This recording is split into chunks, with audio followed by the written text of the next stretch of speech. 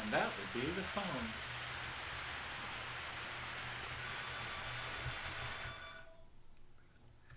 Yes, Heath. Anthony knows he's live. Or at least undead. So no, it's not Friday. Yeah, I'm ignoring the phone. It's a landline, which means it's a business call or something. Um, but yeah, it's not Friday. It's Monday. It's my last day of vacation before I go back to work tomorrow. Um, Joyce is actually in her building trying to finish setting up her room. She's been, other than our little mini trip last week, she has spent the last week or so. She's had a room change, so she's moving around. So I'm sitting around. It's raining outside. I was down here messing about with trains and messing with the camera. It was doing great, but all of a sudden it says its stream is, well, I don't know how well you guys can see this, but that's the stream bar.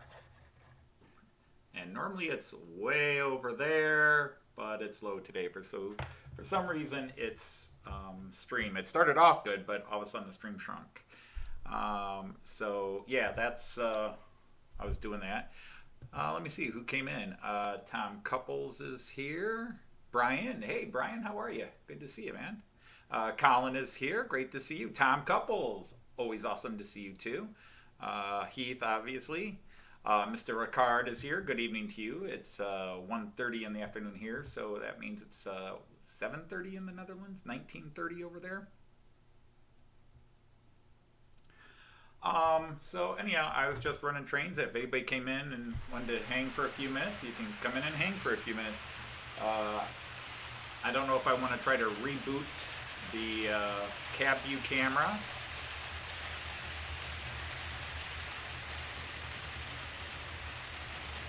Let me see if I can do it. I'm going to try to reboot it, so just...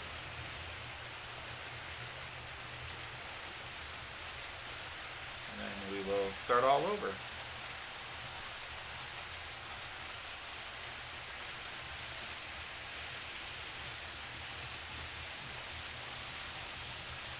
Now it says I can't find my camera.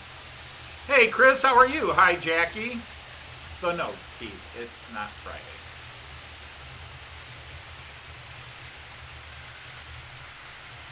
Alright, dudes. It says it's not finding my camera. I wonder if it doesn't like being in that upside down state.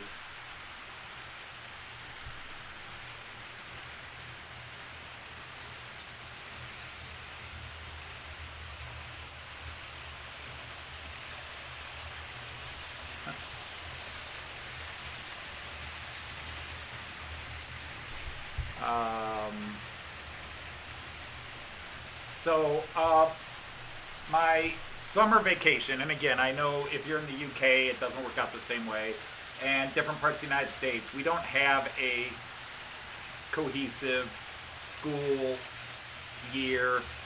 Everybody does it different. Some school districts are year-round, and they take 4 weeks off in the summer and a couple weeks off. Our city district is still the old-fashioned one. We take 10 weeks off in the summer, so we're usually done by the first couple of days of June, and we start back up in the middle of August. So we get all of June and July off and half of August. It comes out to about 10 weeks. And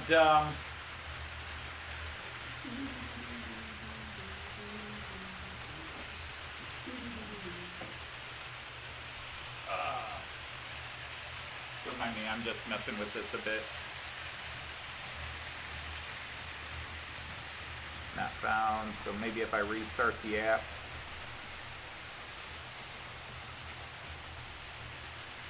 Okay. Oh, it needed a complete reboot. There we go. But, so, how was my break? I don't know, it's really weird. Other than Joyce and I took a nice 4-day trip last week, which was, yes, very fine.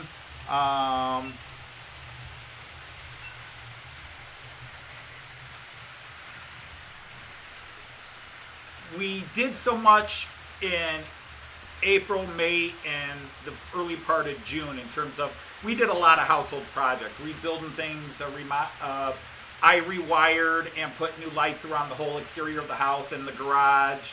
And then July just kind of came and went. We really didn't do anything spectacular other than like loan out our car to our son for a while, and we didn't go rafting and kayaking as often as we wanted to. And so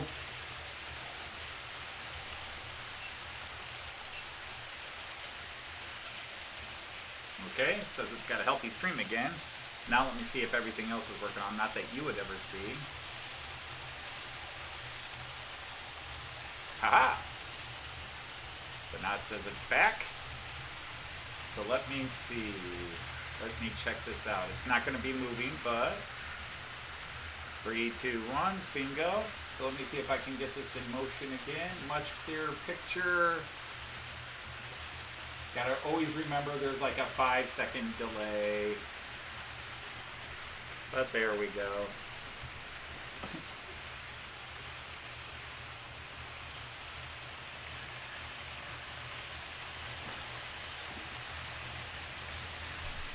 And then August was kind of trying to get our heads and everything ready to go back to work. So Jean Ricard. No, I will still be streaming. I get out of work at 2:45. It takes me 5 minutes to get home from work. So I will still be live at the usual time, 3:30. I might be 5 minutes late on occasion, but no. Yes, the camera below me is always flickering because it's a little bit in conflict with another camera. They apparently are sharing the same address even though I keep changing it.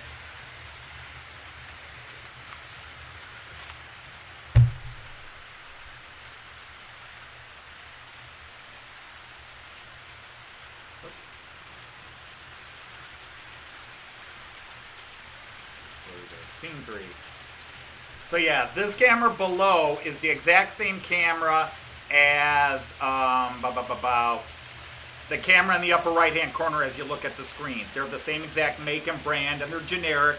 So even though I've got them plugged into separate dedicated USB ports, they're not even sharing the same hub because they are the same address. Even to the computer, when it goes to the CPU, they will conflict. So sometimes the one below me will blink and sometimes the one in the upper right hand corner will blink.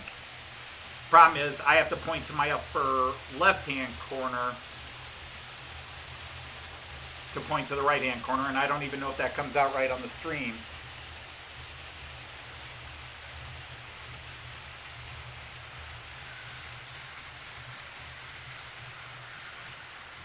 I'm watching my replay.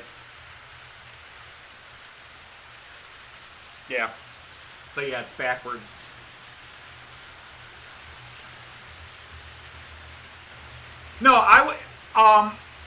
No, last year I taught, we taught our full 5-day week, full day, the last quarter of the school year. Our school year is divided into quarters, 2 semesters, 2 quarters each semester.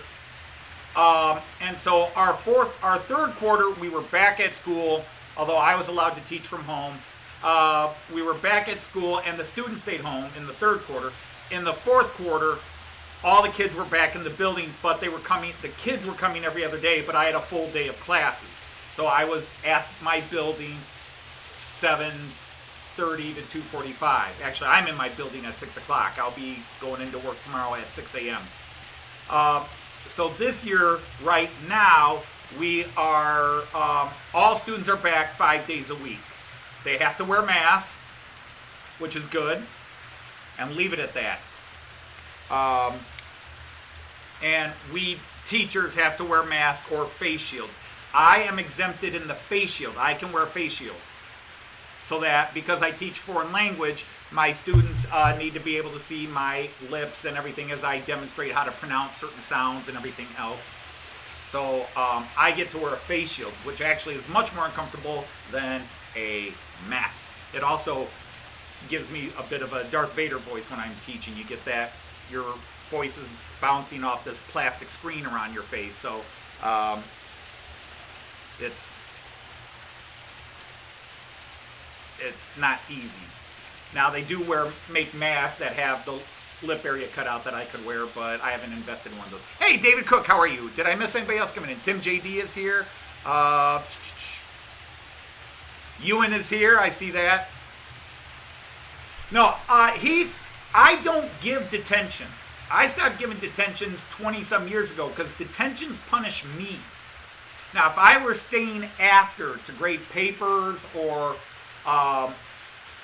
something else, then I might give detentions. But I'm one of those teachers, I go in 2-3 hours before my school day starts and get everything done so I don't have to stay there. Because I was a coach for years. I coached basketball, I coached soccer, I coached softball. And I needed to be able to get out of the building, go do my coaching, and not have to grade a bunch of papers till 1 in the morning. So I'd get home and go to bed between 10 and 11, get up at 4:45, and get into the building right away and do all of it in the morning. I mean, I'm still doing all the work in the same hours, but I like to get it done in the morning and not have it hanging over me when I'm at the end of the day and tired. So it's going to be weird because most of you on here know this is my last year. I am retiring this year, so I'm exempted from a few things. Like I would have to renew my teaching license this year. I don't have to renew it. And that's a lot of money and a lot of classes. There's a bunch of state evaluation paperwork we have to do where the state makes us fill out all this paperwork to prove we're a qualified teacher. And that's a lot of BS and crap. I don't have to do that this year. I'm exempted from it. Last year teachers that have announced they're retiring, don't have to do all that. We call it OTES, Ohio Teacher Evaluation System. I don't have to do any of that, and I'm thrilled. I hate it. Hi, Lee, and Jack Jack's here. Welcome, Jack Jack. So, yeah, I am retiring. It's going to be a weird year. I don't want to say an easy year. I got a full slew of classes, but I am, it's easy for me. I've been doing it for, well, this is year 36, and the classes I'm teaching are easier classes. So I'm looking forward to it. And yeah, I don't know if this year's gonna feel, whoops. Hey, Richard Brown, how are you, sir? Nice to have you here. Bear with me, I'm trying to knight somebody. I now declare you a knight of the rhomboid table.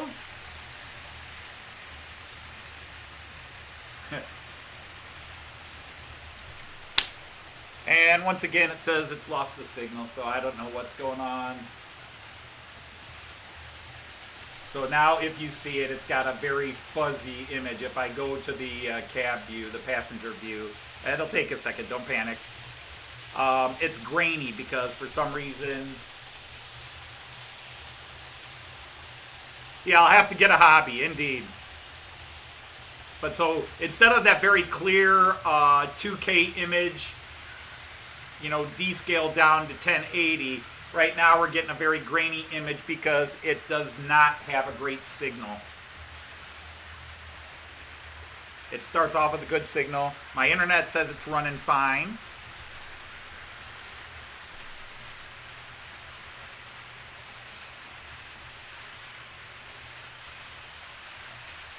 But yeah, I mean, next year I don't know how much I'm going to work on the layout over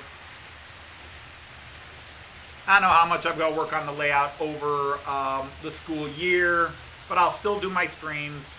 I didn't get nearly as much done on my layout this summer as I planned, but other things happened. I wound up getting involved in a ton of housework projects, and I am lazy. I freely admit it. There were times I could have worked on my layout, but I think any of you know, if you want to work on a layout, you got to be in the right mind frame to do it. And I built myself back into that mind frame. Some of you may remember towards the end of June, I wound up building like 13 new buildings over a 4-day spread. I set them out and made myself do all those buildings.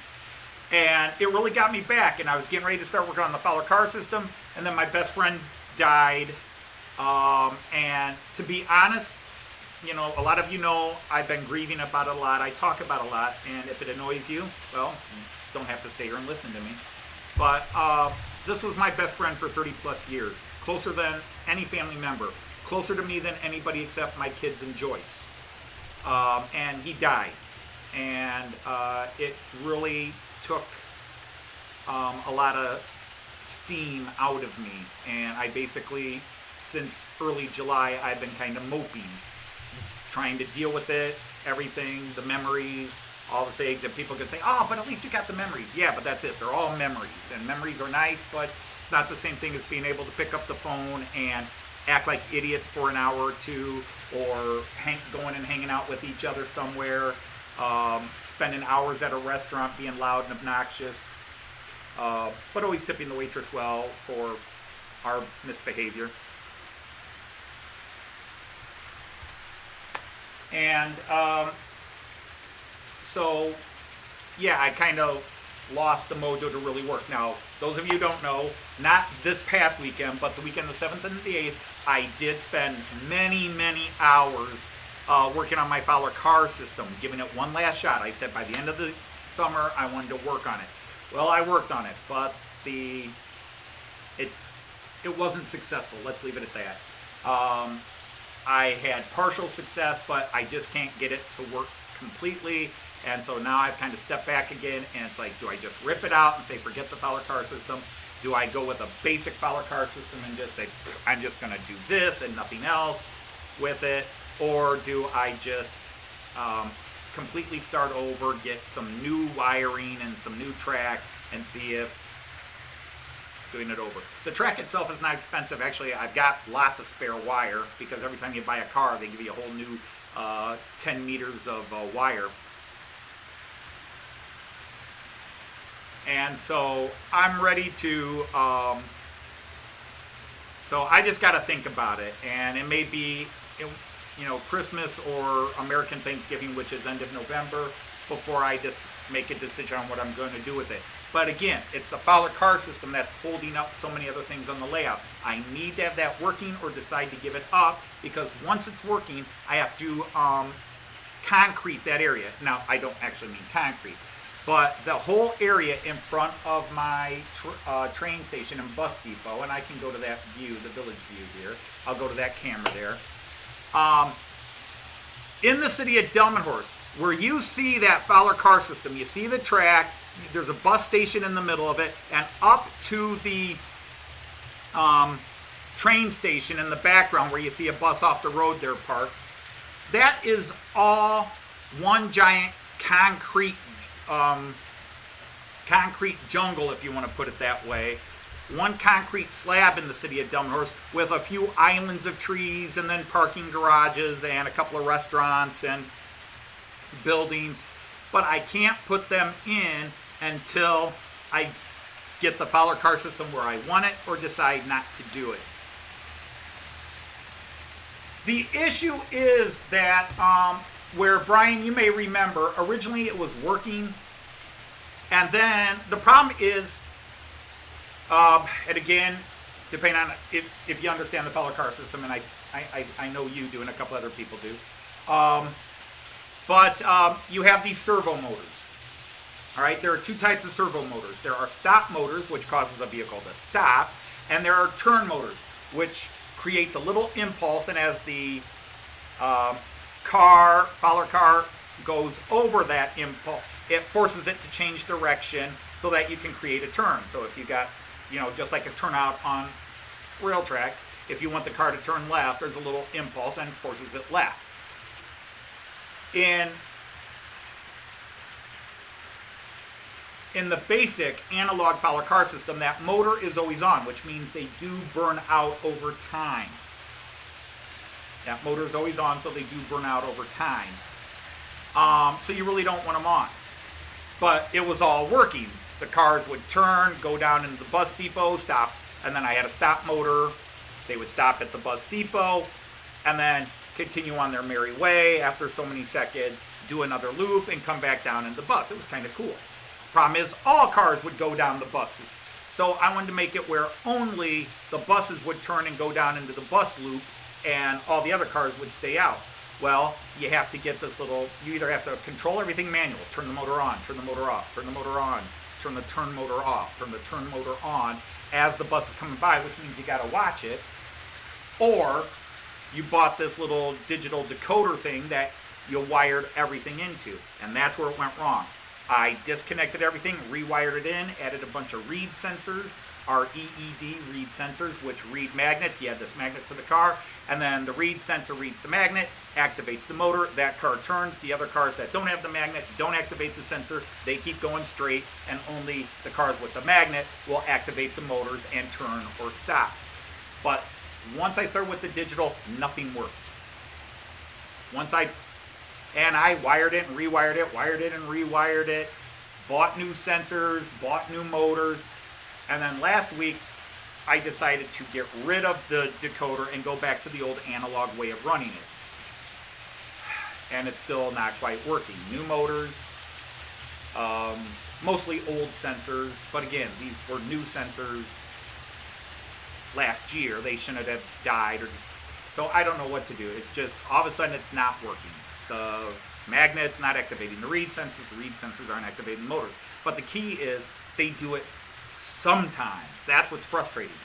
They do it sometimes. Every now and then the bus will go past the turn, and all of a sudden it activates and it goes down the turn. But then it'll ignore the bus stop. Then it'll circle 10, 15 times around and out. Then all of a sudden it'll activate and go in. And then when it goes in, it activates the other turn and goes into the bus stop. But then it won't do it again for 20 minutes. So something just in the atmosphere is not working right. Hey, Mystic Southern Railway, how are you? But, well, that's basically what, I mean, this is made specifically by Fowler Car and designed to work, and it just, whatever it is, it's not working. And now that I went back to the old analog way, we're still having issues. And it might be that the reed sensors aren't working right. I've talked to Fowler Car executives from Germany in German, and they're like, oh, well, you know, we're looking at the pictures here, and you've got the reed sensor on right after a turn. You shouldn't do it right after a turn. I was like, it worked after a turn for a long time. It's on a straightaway. It's not on the turn. It's on a straightaway. Oh, but you need to have a straight, you know, and they're giving it. So I tried to change it's like I have to redesign the track, and it just, so that's where I'm at again. I'm just like, I look at it and go, I don't know what to do. Do I just quit, leave a loop of track, and make it a static scene where I just have some cars going in a circle around that part of the town, but the buses don't go in and make stops? Or do I fight it and try to sort it out? I don't like to quit and run away, but I do occasionally like to quit and think about it for months. Well, that's just it. You don't, the magnet works fine enough with everything else. And like I said, it is activating at times, but it never activates in unison. It's supposed to be a bing, bing, bing process, and it doesn't work bing, bing, bing. So, and that's the thing, when you're talking about it online, everybody's got a suggestion. Try this, do that. And I know what to try, I know what to do. It's just, I've redone this about 4 times now since I decided to mess with it. See, I should have left well enough alone. It was working, it was analog, I should have left it there. And just put in a toggle switch button, and when you want the bus to turn in, flip the toggle switch, the bus turns in, turn it off. I could have even put it on a timer. Hit the button, it's got a 5-second timer, so the motor would activate, the bus would turn, and then the power gets shut back off. I could have done that. But I decided to simplify it by using this Fowler Car decoder solenoid bit combo, and it just, from that point on, it all went to hell. I mean, you could go back and watch my old videos from April and May last year. So the thing is, the Fowler car magnets that they provide are specific to work with the Fowler car. So you can't just go grab anybody's magnet and put it on. They are very specific.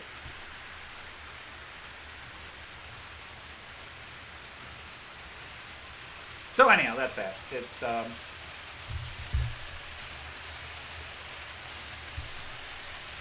other than flying a Fowler expert from Germany over here, like I said, I just need to. It's going to sit again like it did for a year. It's going to sit again for a few months while I think about it. But I need to make a final decision, and I don't want to walk away. I want, my layout is a very flat layout. Even though I've got all this area, I did not design an eye candy layout because A, I just wanted to run trains, and I'm trying to create northern Germany. Well, northern Germany's flat, not a lot of hills. Northern Germany's very flat. And the area I'm representing, the actual city of Delmenhorst and a Bremen-Hanover hybrid, it's fairly flat. There's like one tunnel you go through, there's a river you cross, and otherwise it's not really the most scenic world, but it's the area of Germany I know and the area of Germany I was trying to recreate for my layout. And, but until I sort the Fowler car system out or learn to 3D print so I can 3D print the, well, I've got a 3D printer, but 3D design where I can design the Delmenhorst City Hall, which I am working on. I can't work on the other side, but until I get that settled, I'm sort of stuck in what to do.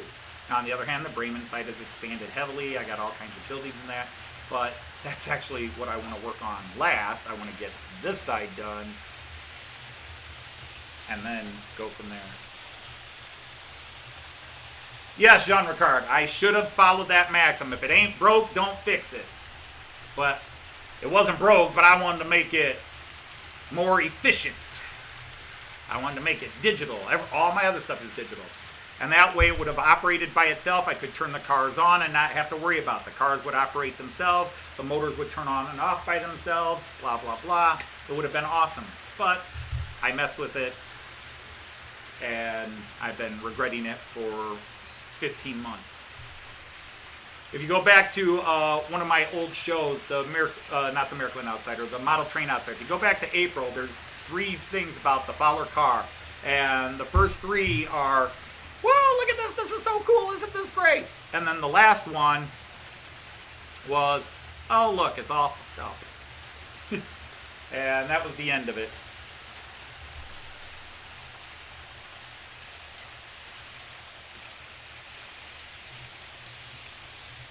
It always takes it a second to catch it. There we go. Yeah. I don't know. Maybe if I turn the camera over, maybe by the camera being upside down. I wanted it lower so you could see some things, but next time around I'll have the camera. But you know, almost all the buildings you're seeing now, I built in June. And the other ones are 3D printed buildings. The only ones are those timber frame, or as we call them in German, Fachwerkhäuser. But all these buildings you're seeing that build that big block around the corner here where you see the train, well, now you just see trains. Those are all the ones I built in January, except for a couple, or in June, except for a couple that are on the Delmenhorst side. Now you see all the cars parked. So that was all stuff I built. And then there's a bunch of the 3D printed buildings, a couple of new ones that are still orange.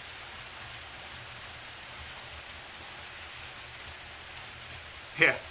Hey, William, New Fenris, how are you? Robert!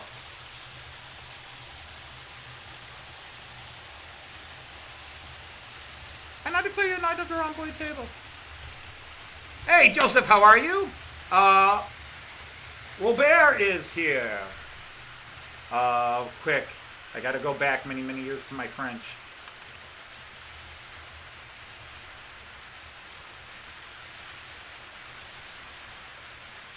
What is it? Comment allez-vous? That's, yeah, comment allez-vous? Comment ça va? Maybe I'll try that one. Comment ça va? Comment allez-vous? Comment ça va? Hey, Chris is here. Carl is here.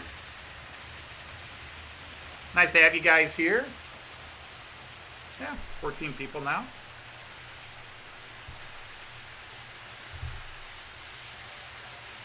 You're hiding out at work. Well, I'm just commiserating as I go back to work tomorrow. And then all of you that have what are afternoon streams in the UK, but morning streams for us in America, I won't be there anymore because I'll be at work. Hey, Flyma, how are you?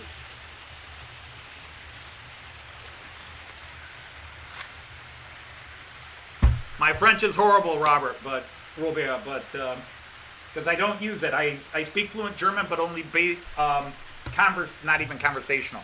I speak just enough French to get into and out of trouble at airports. Je vais très bien, merci.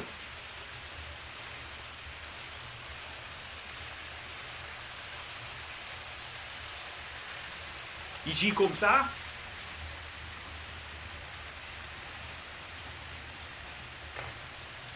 But yeah, I didn't want to end my summer on a negative note with this, but I know you guys don't see it, but I did get more done on this layout in June than I did the previous 15 months.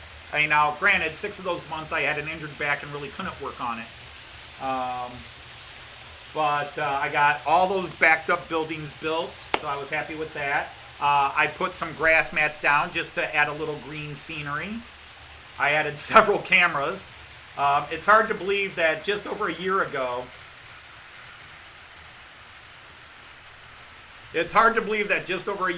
I had 3 cameras. About a year ago, I had 3, maybe 4 cameras, and now I'm up to 9 cameras here, plus the the passenger view or the cab ride view.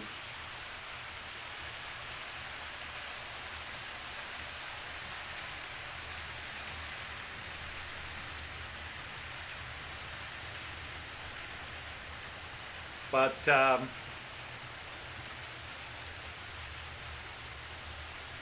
yeah, I wanted to have the Fowler car system settled and move on with that, and it's not gonna happen. But delays are delays. Some people tear down their layouts and start new ones. I've got to finish one before I can decide to tear it down and start over.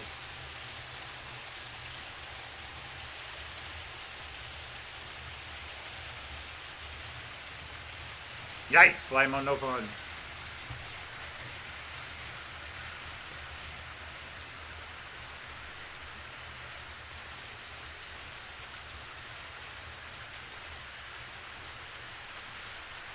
So, I'm going to try something else here. So let's go back to scene 3. And probably going to regret this, but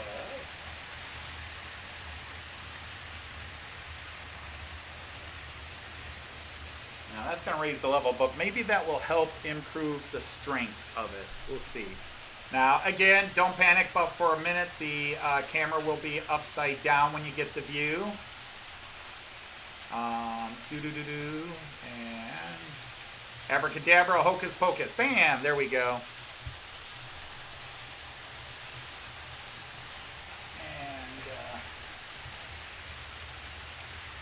Oh, I left those on, didn't I? Oops.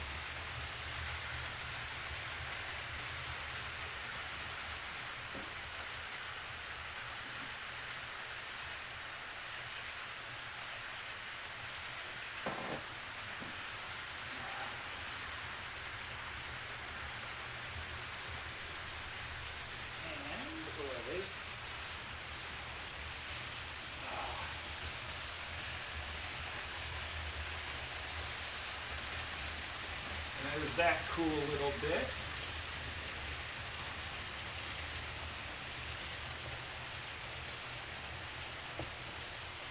And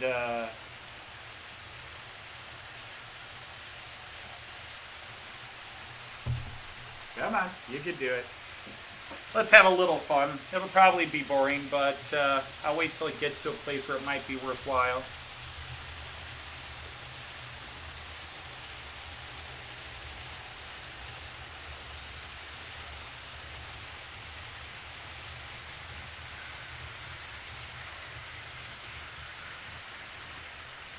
Definitely it's getting better. Already says it's getting better, so maybe turning the camera over. It just raises the height of the camera. But now you can't see some of the little details.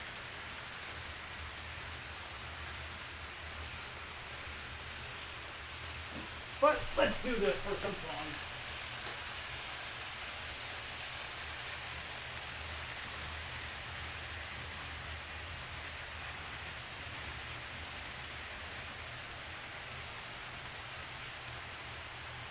I don't know which one's better. You can still see the lights. I'll leave that backlight on just so you can see some of the other stuff.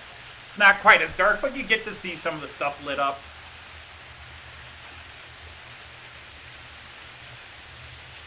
But that's a little bit of fun. I don't have enough lit up that I could really turn out all the lights, but you can see some of the buildings that I lit up.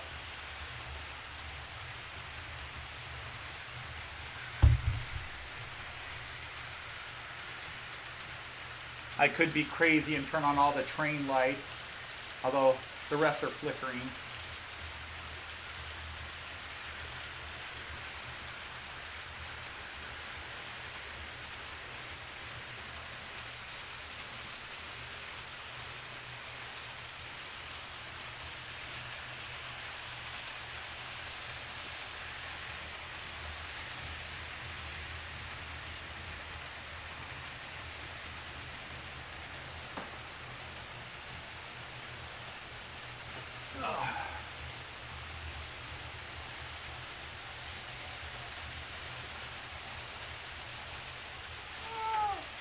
What are you doing, dummy?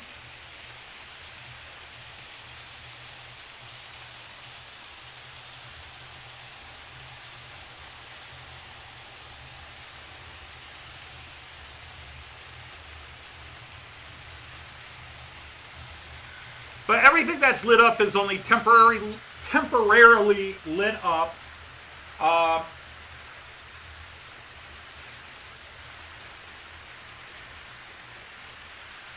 Oh, I put... No, that's right. Yeah. Is only temporarily lit up until I put everything in its final location someday down the road. But again, as I'm retiring...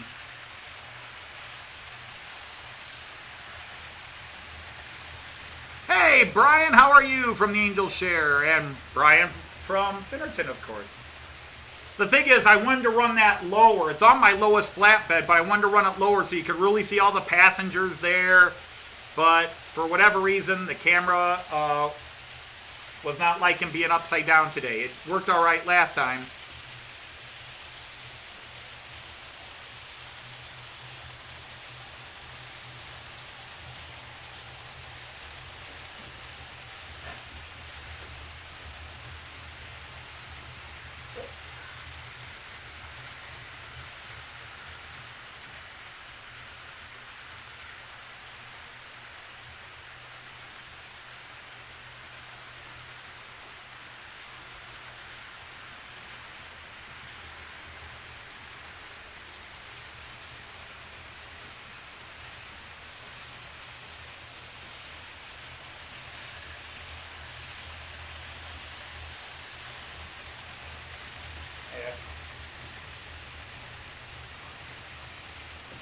We'll leave the lights on, or that light on. Well, welcome, James from Boulder Creek. How are you? Yeah, I was really trying to make sure it did go slow. Again, there's just not enough things lit up to really warrant it, but when you get near the station, it's kind of cool to have it all in dark.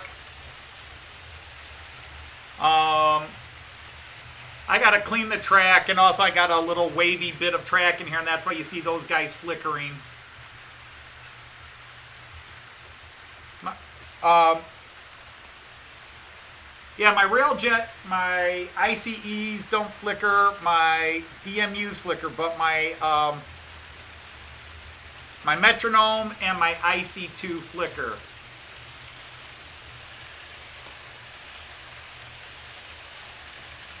And always in the same place, so it's not the contacts, it's the area of track. Now the Metronome's always had a flickering problem since I got it. I probably should have sent it back to Germany and got it done, but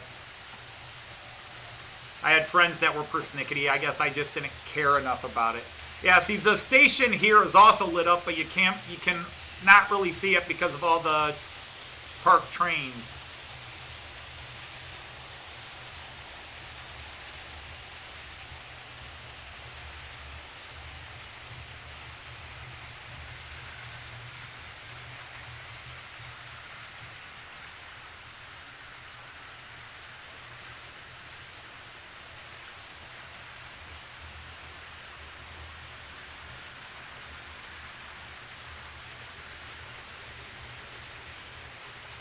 Now, if I ran them on the little loop, you'd see that dude there is the little station in the corner here is lit up.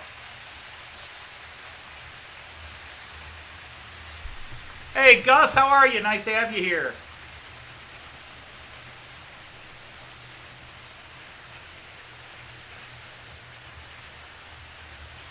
Yeah, there are definitely cool angles. I like it. I mean, and the thing is, all I use to light all this up right now are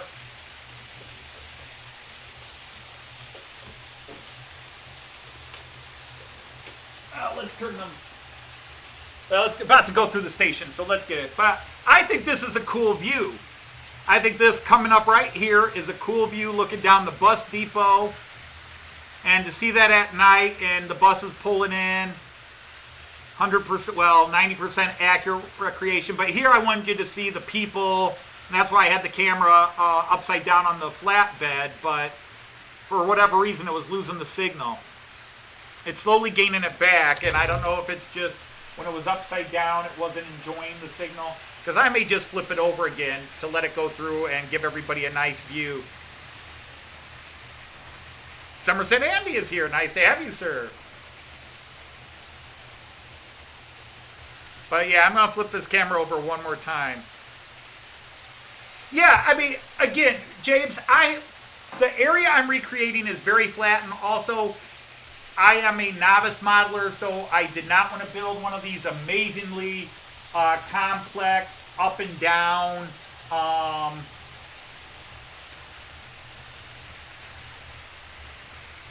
inside and out, shadow Bahnhofs, Schattenbahnhof as we call them in German, and all that. I wanted a very simplistic layout where I could see lots of trains running because it's ADD.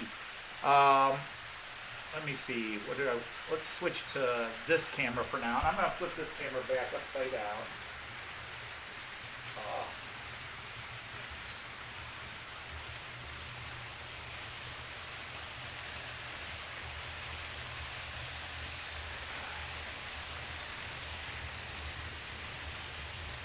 I'm just going to go ahead, and if the signal doesn't get that much stronger, oh well.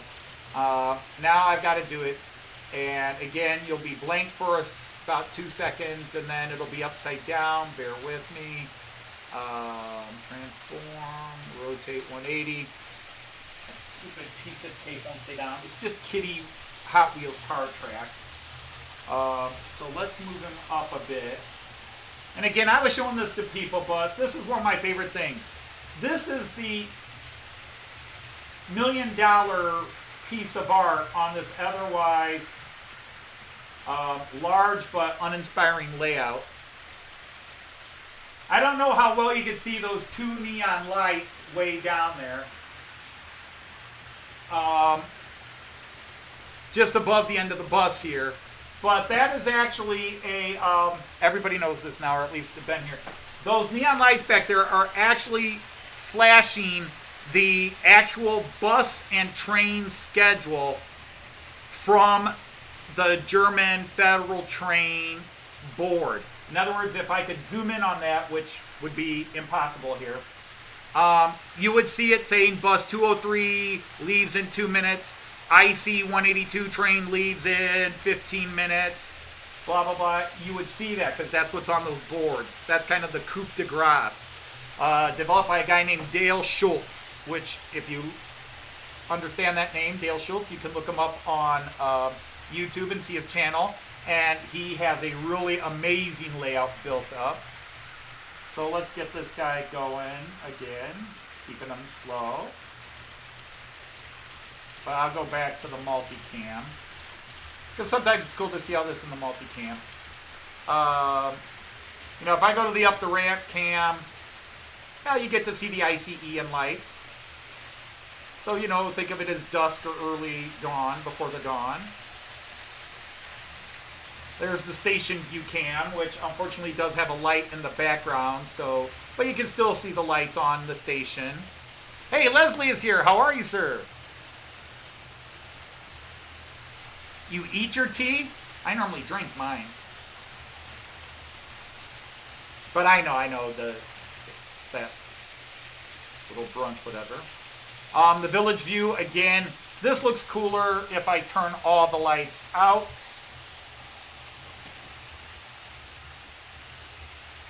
Ah, God, I keep hitting the wrong light switch.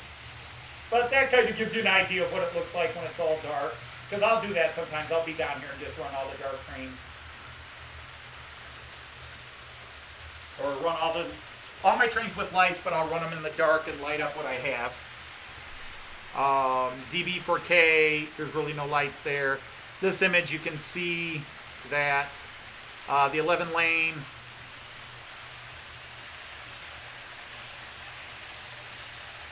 This little guy gives you a good view. Again,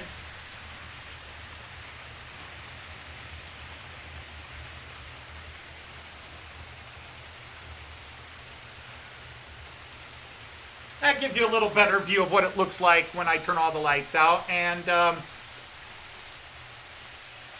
the long view you can kind of see, but the long view camera isn't the best. In the dark. But you can kind of see that station there. The other station lit up and some of the houses next to it lit up. That's kind of a cool view.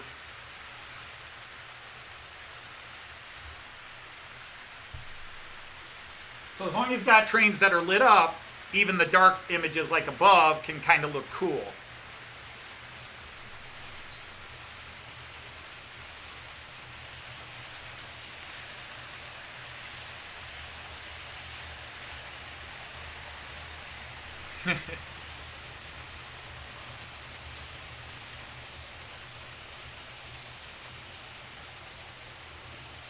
Jean-Ricard, at this stage, it would be a little bit trickier for me to do. I mean, yeah, I'd get it closer, but the camera's focus probably wouldn't pick it up any better.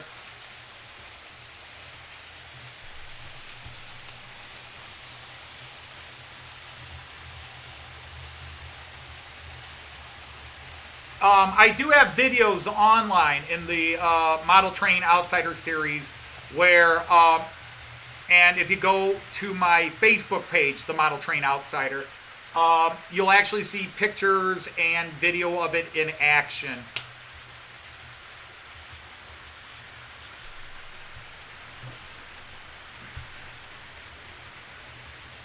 Robert, maybe. Right now, I put it on my, at Modelbahn Shop Lippe, I put it on the wish list. I haven't decided whether I'm going to buy it or not. In some ways it's kind of cool, but I also think it's kind of ugly. But I could use... Oh wait, you're talking the Diesel 92. No, I'm not going to get that one. I was thinking that new special one they're doing. The next, I'm still waiting for my ICE4. I'm still waiting for the ICE4.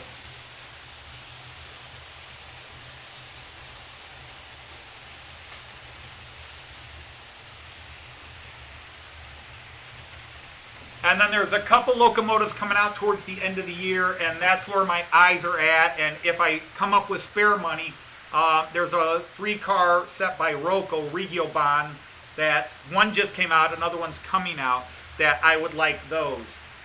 But, you know, Robert, we talked a long time ago, about a year and a half, 2 years ago, and I'm pure Era 6. So everything's got to be Epoch 6. Epoch 1, 2, 3, 4, 5, 6. Era 6. Oh, I'm going to embarrass myself if I try any more French. J'ai parlé mais français pas.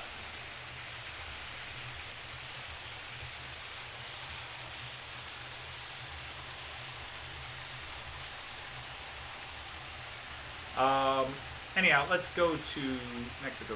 But all my buildings are just temporarily lit up with this. In the UK, you call all of these, I think you might call these mini fairy lights.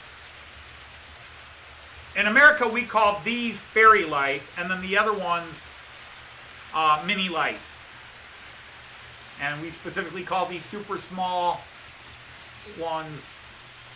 And they are so easy. I just string them through the building,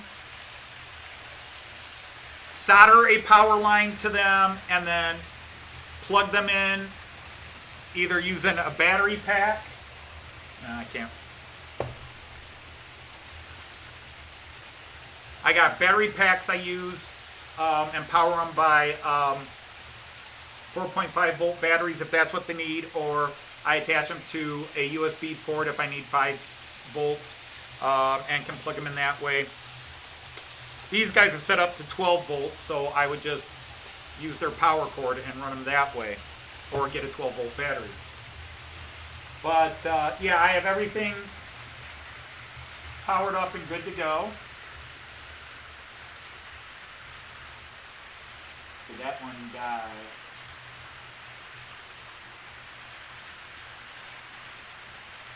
That battery might have died there, because I accidentally left it on for a week. The other one's over there. I might go with that. But to power most of my lighting system, like the entire station, except for the lights on the platforms, the platform lights, the canopy lights are powered, but it's one battery pack. I just buy these. They're like, you get a pack of 5 for $6, and then batteries, and then you just get solder the wires, seal it up, and voila, you have lit up buildings, a lit up block, a lit up neighborhood. Because this battery pack will light up this entire length of rope, so I could run these through all the houses. And it's, you know, again, it's temporary. It's not going to look as professional as the guys that really take the time and wire up their buildings. Let's go. He's about to catch up to, so let's see. Front passenger view, bing. So he's about to come through the station, and he really lost his, but here a little lower you can see the passengers a bit better. Let's slow it way down.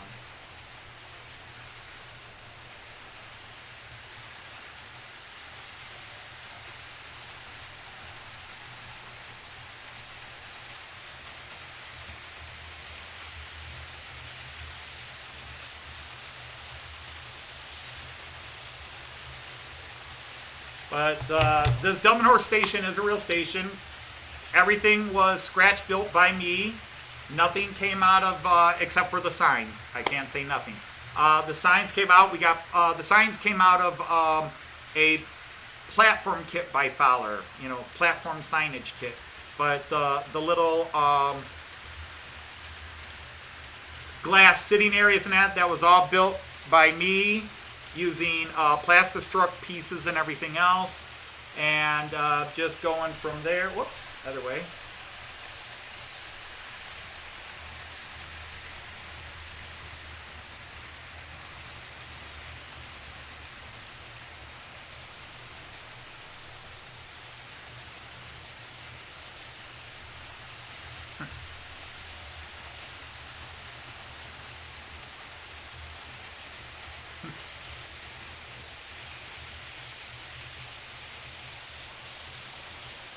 What do you mean you didn't know burning rice in a microwave was impossible? I see it done many a time.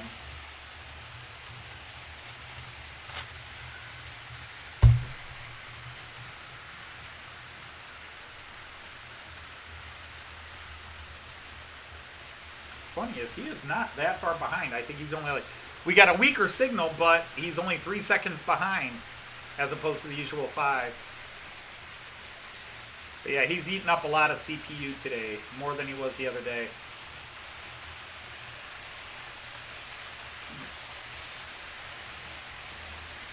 What I should do is turn it around, and then you can see all the, well, you wouldn't see anything if I turned it around. If I turned it around, you'd see nothing of value. You'd see all the things outside the layout. But see, this is a good view, that silly little backdrop. This is actual pictures Joyce took of the Lüneburger Heide in Germany. A little panoramic picture she took. And I just I enlarged it massively on a poster maker and then mirrored it so I could double the length.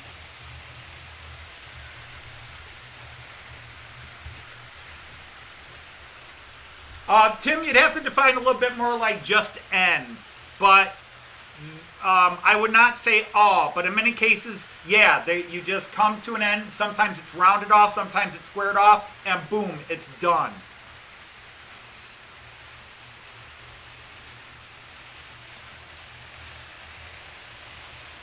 So they don't necessarily curve around and gradually slope down to walk off. Yeah, it would take a little bit of finagling to put it up here.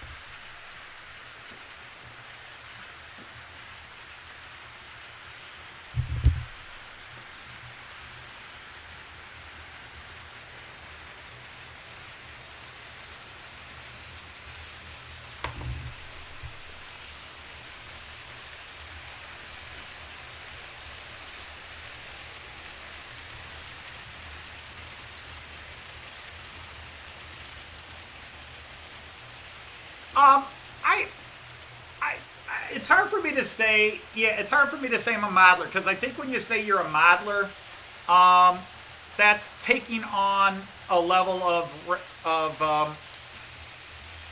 yeah, I'm a modeler. I do model trains. I love running trains. I am not.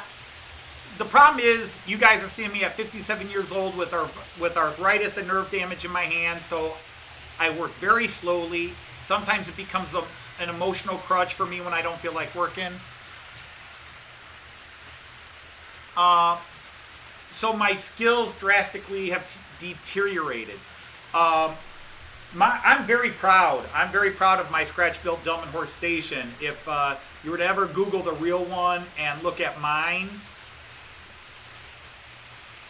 if you were ever to Google the real one and look at mine, you won't be able to tell the difference, other than my platforms are actually shorter. But yes, in Germany, they often just come to a squared end like that. Everywhere, no.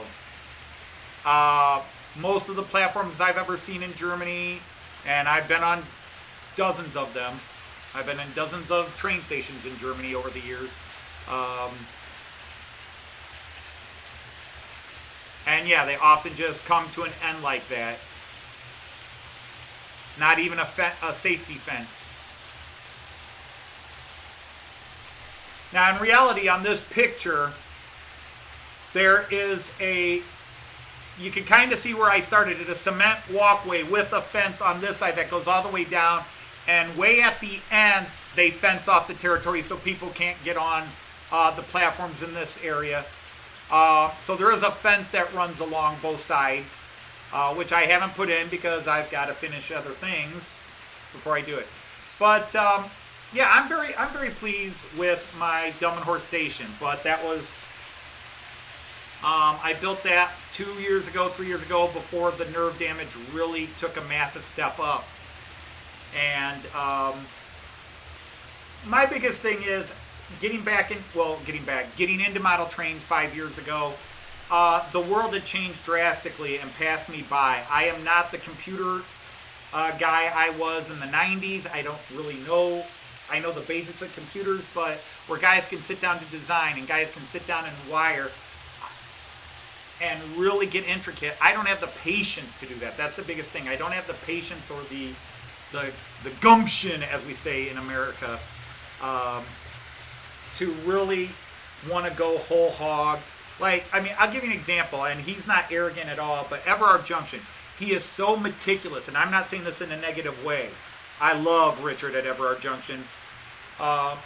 He's so meticulous. Everything has to be exactly right, and he will rip it back 10 feet and completely rebuild it and regrass it and remold it if it's not exactly how he wants it to look.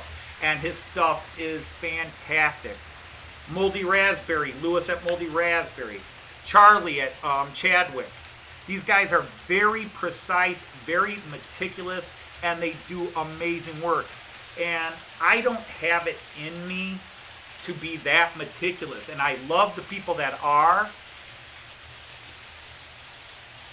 but I don't have it in me to be that meticulous.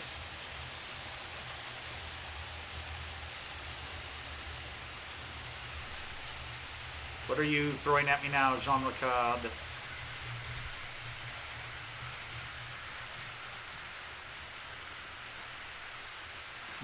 Jean Ricard, every time you send me a link, I get an oops, something went wrong with it. I don't know why it's not.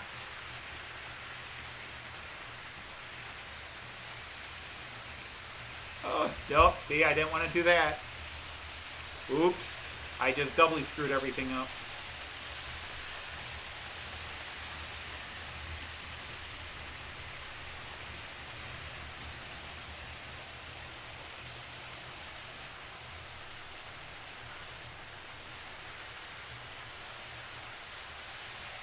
I think I'm back. Hey, Randall, how are you?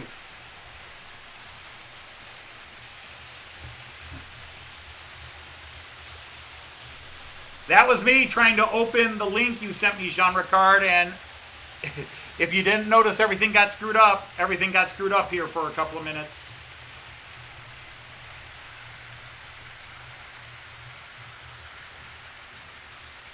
I don't know, did it even affect you guys? Because my whole screen went off.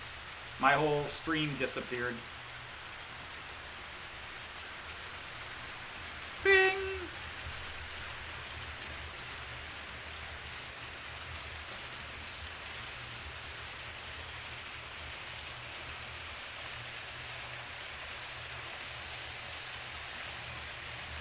But everything that is down here, the road, it's just all kiddie stuff I had laying around from Hot Wheels days with my kids or my wargaming days, and I just throw it on the table to throw a little scenery on.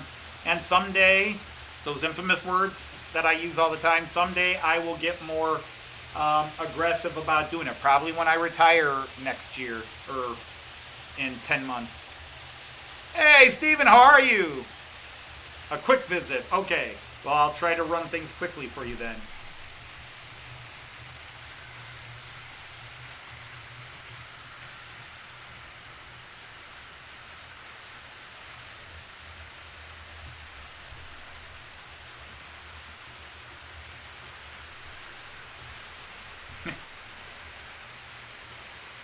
And yeah, I do love these passenger view images because it brings riding on trains home to me more, and that's what got me into model trains a couple of years ago, was riding all the German trains. So when I get a view like this, yes, I realize everything's plastic and fake, but it is, no matter how great the layout is, it's still all plastic and fake. But when the model train comes up next or goes past, like this ICE flying past, well, it's going to be on the other side, isn't it? Yeah, it's on the other side. Oops.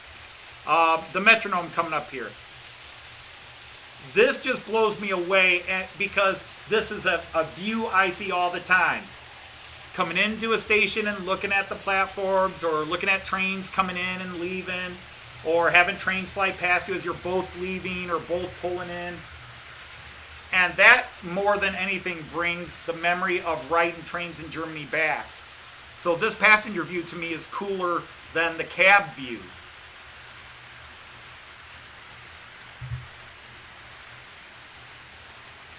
Now, a lot of people love the cab views. Mystic says he's leaving. All right, Mystic, take care. I don't even know. How many did we ever wind up getting?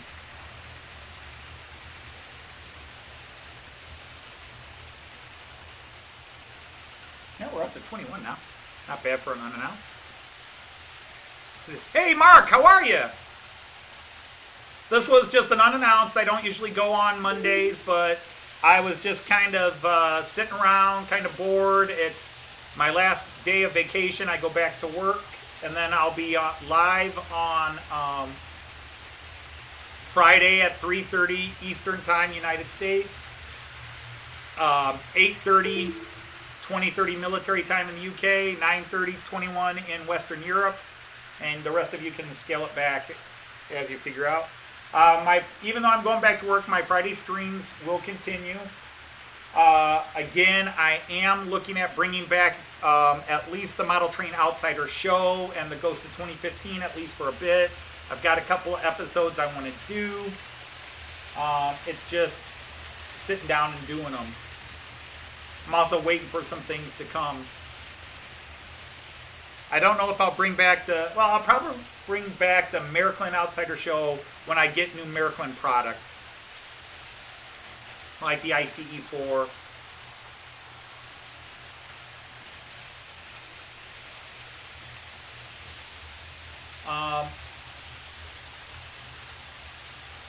I'm hoping that by mid-September, I know I originally said August, but again, things happened in July that just made it hard to be funny and creative. I will be bringing back Matt Clark Series 2. Matt Clark will be returning hopefully in September. I've got 4 scenes written. The plot is finally completely etched out. It's just writing the scenes and then whatever I add. So there will be a Matt Clark Series 2, and we've actually already got a plot for a Matt Clark Series 3 for anybody that cared about the Matt Clark series, because I'm doing it whether anybody else likes it or not.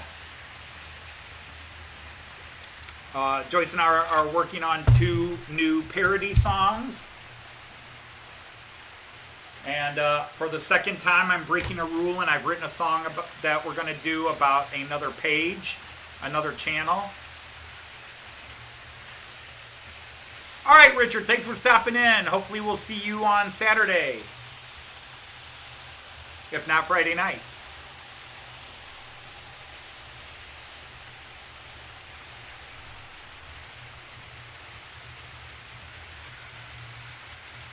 But I try to have a mix of shots. I don't go through my cameras as often as I should, but mix of shots.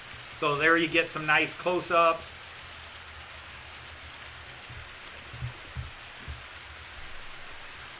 The long view, you kind of get an idea of the whole table.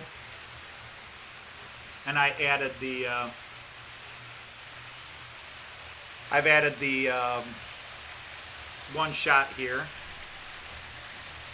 You know, so you can see the cab right on this. So you can see, and this is the one shot that gives you almost all the layout. Obviously, there's a bit up here you don't see, and there's a bit back there in that corner you don't see. But this you can kind of see. And if you've never seen the map of my layout, here it is. This is my layout. This is the map.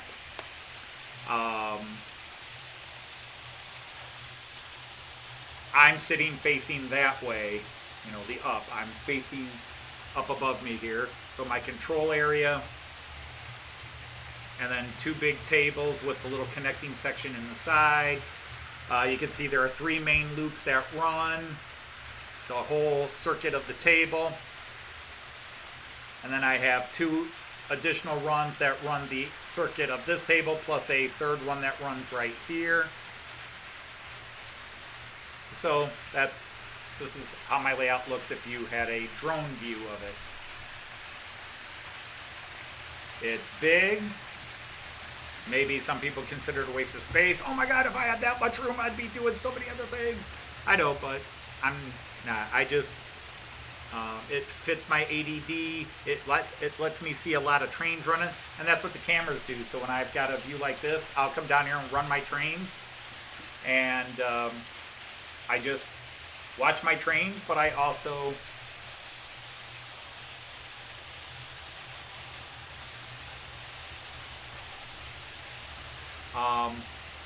we'll look at the different views because the cameras are set up in ways I don't see the trains from here. So I always can see them.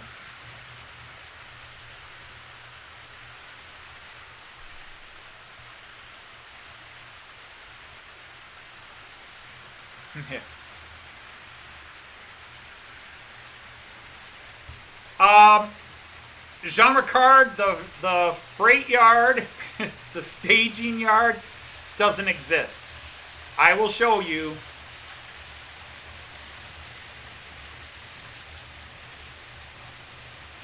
I will show you in a minute. Let me see if this camera does it. Where is it? Yeah. The freight train is up there on that shelf.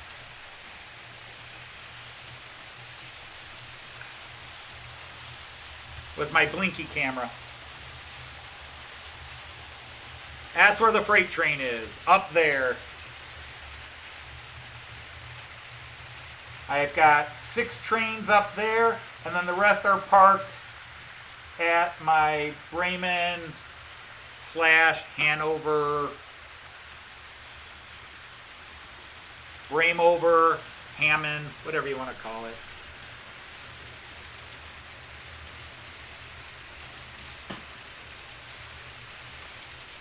There's the camera train going past.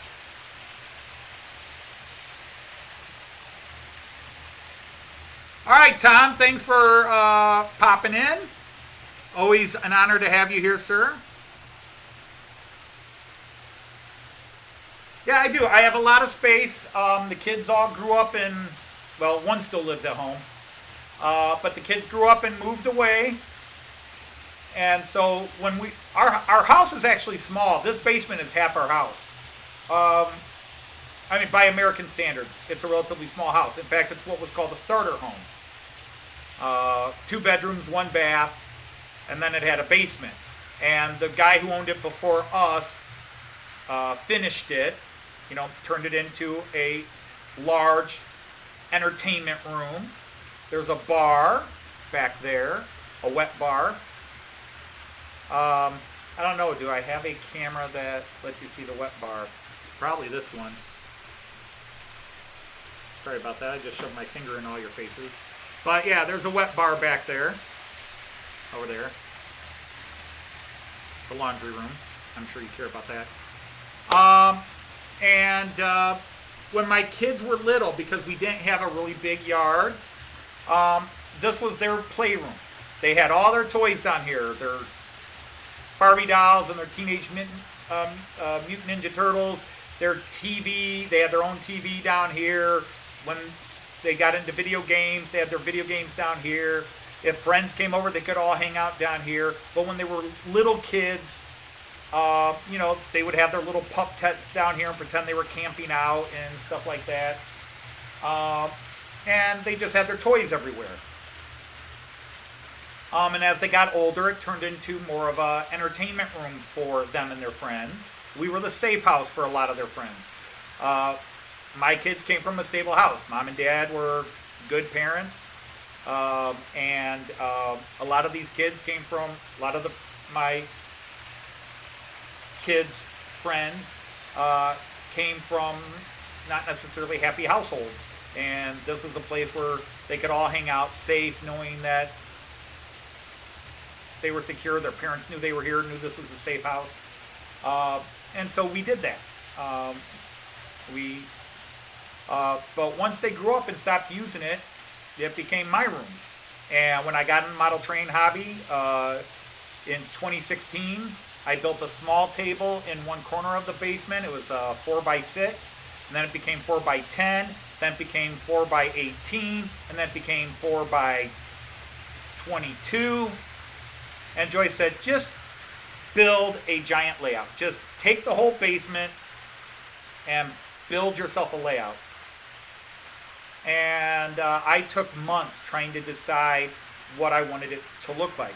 All I knew was my station had to have Delmenhorst in it, the city of Delmenhorst, a real city in Germany, Delmenhorst. It had to have Delmenhorst, the Delmenhorst station. That was the one thing that was going to be real on it. If I did nothing else prototypical, if I did nothing else real, It was going to have the Dumb and Horse station on it. And I couldn't decide how and where to build it all. And finally I settled on this design. Is it the best use of the space? For most people, no. If you want to see a guy who knows how to use a similar space, go to Tommy Canada. He runs a Maryland site. I'll type his name in here. He is building... Tommy Canada is a Maryland guy who's building a proper layout. Let's just call it that. He's building a very proper, fancy layout in a space about this size in his house.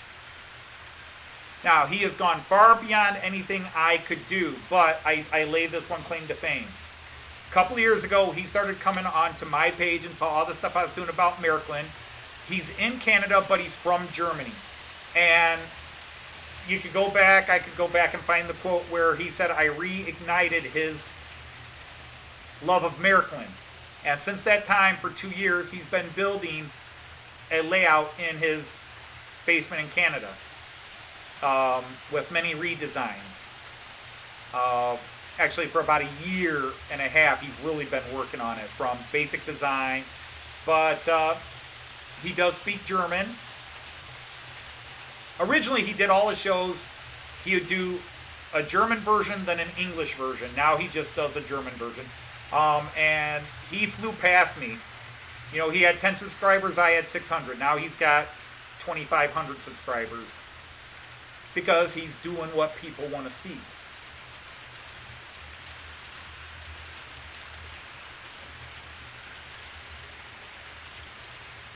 Yeah, and so, yeah, exactly, Flymo. Now it's Dad's toys are down here. But, you know, this is something, yes, my grandkids will be raised playing with this. This is meant to let my grandkids play with it. Anybody who wants to come over and actually drive a train. That's why I don't have block detection or anything else on this. I could have put it in. I didn't want to. It was way more wiring than I wanted to put in because I don't have to put any wiring to run this. To run this big layout, I have the 2 power wires from my central station to the track. There's no additional power source. There's no power booster. It's 2 wires, and all my trains run. But when my grandson and hopefully other grandkids to come around, well then, they're going to have control, isn't it? They want to speed it up. They want to slow it down. You know, I'll probably be like, not too fast. If Jean Ricard comes over and wants to run them cab first, he can come over and run them cab first. But I've got these handheld digital controllers. Whoops. I didn't want to do that. There we go. That's a little better. Let's see. What camera can I do this with? Yeah, I'll do it with that guy again because he's got a lot of spare. So let me go. Is it this one? Yeah.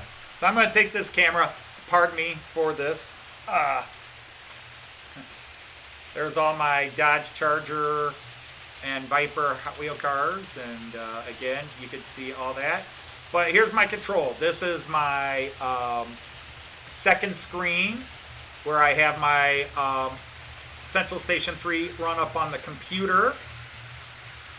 That's me talking to you. That's my main computer screen where I watch the cameras on here. So this isn't driving you too crazy with my shaky hand. Let's see if I can do this. Doing this backhanded. There we go. So down below here. And then, dude, I thought I gave you lots of slack. Oh, I just disconnected it. No, I didn't. Okay, I'm good. There's my Central Station 3. And then 2 handheld controllers. So I got these 2 handheld controllers. Here's a tablet. If I can get it to turn on. Stupid thing has a timeout.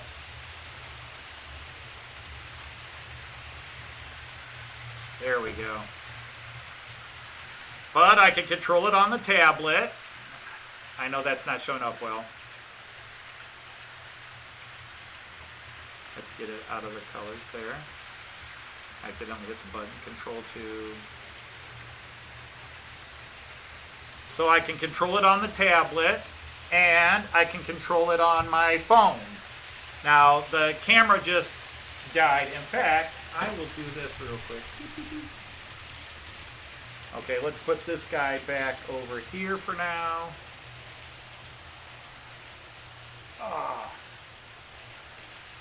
But I have a whole system of control here. So I can control it with my phone, I can control it with a tablet, as long as I got the Central Station 3 connected. I got 2 other hands. So anybody who comes over, you can download the app. I think they made the basic app free now. It used to be paid, but I think they've made it free now. Plus there are clones. Oh, that's why I turned off the wrong train. What a doofus, Anthony Dodge. I meant to slow down the one train, and I slowed down the other.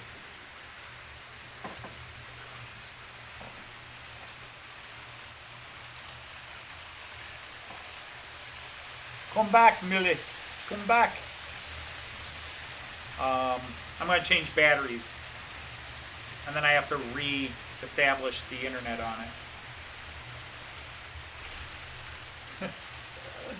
Oh, that's stupid. Sorry, I had to hit stop for a second.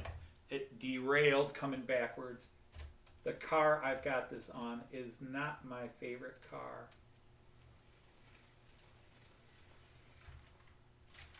Come on, latch up. All of you latch up, you silly goose.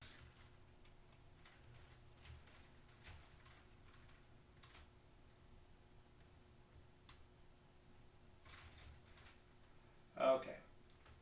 Now I can turn the rest of the guys on. Woo! He's a bit hot. Maybe we'll let him cool down for a bit. Now let this guy run around without a camera on him. But yeah, so it's a fancier control system than my layout needs. I mean, technically I could run it with one of these, which is about $100 plus the power supply, which is another $30. But it's all digital. Almost. That stupid train. Whoops, wrong one. Again.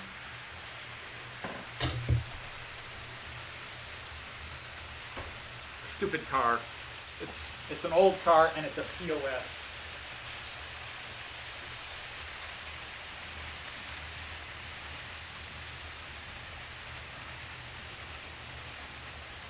But it's the best one for the camera, but it's the crappiest.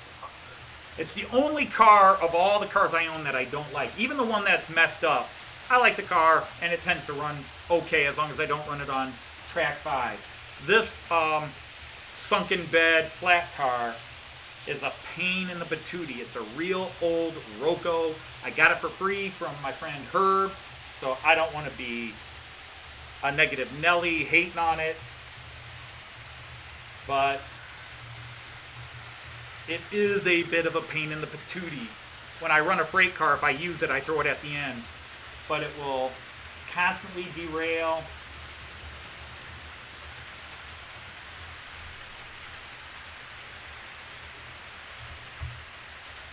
Constantly derails. Although, again, it didn't derail through all this live feed.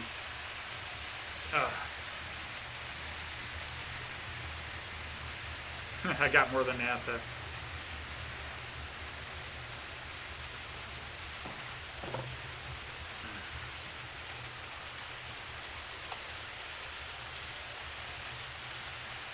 I'll let it cool down a bit. Or I can do this. Let's have some fun. Oops.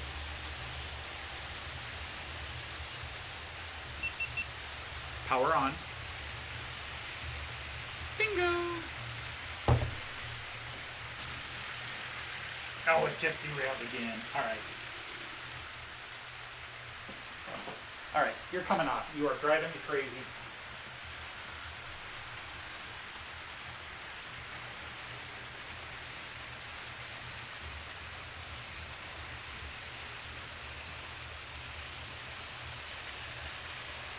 Knock it off, you POS.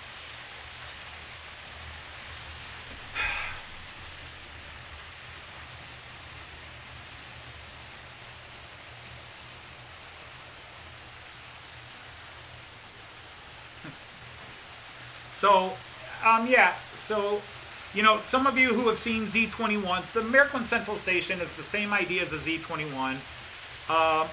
It's just the Central Station has its own video graphics on board, where the Z21 you just use your computer or your smartphone, your tablet, whatever. I can use my smartphone and my tablet with my Central Station as well, but it comes with its own complete, it's basically a mini computer, not even a mini computer. It's its own little computer that runs one thing, your layout. And even though it's American, it will work. You could buy American Central Station and run your British system. It works AC or DC, 3-rail or 2-rail. You can plug it into your HO, your 00, well, HO, let's admit it, it's HO track. And run your 00 system with it, or your O gauge. It runs everything from Z to 1.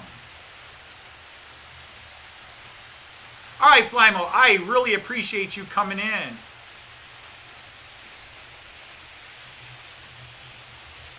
I do know, I'm not subscribed to Jenny anymore, but I do know she canceled her live stream today.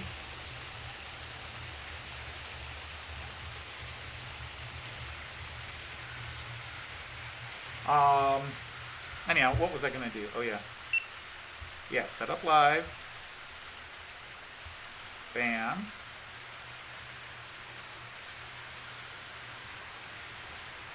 I forgot I was going to do this. Okay.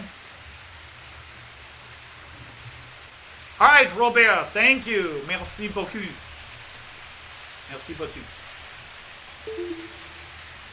And you are off again, so let us stop you right there and see if I can disconnect you without having to turn everything else off.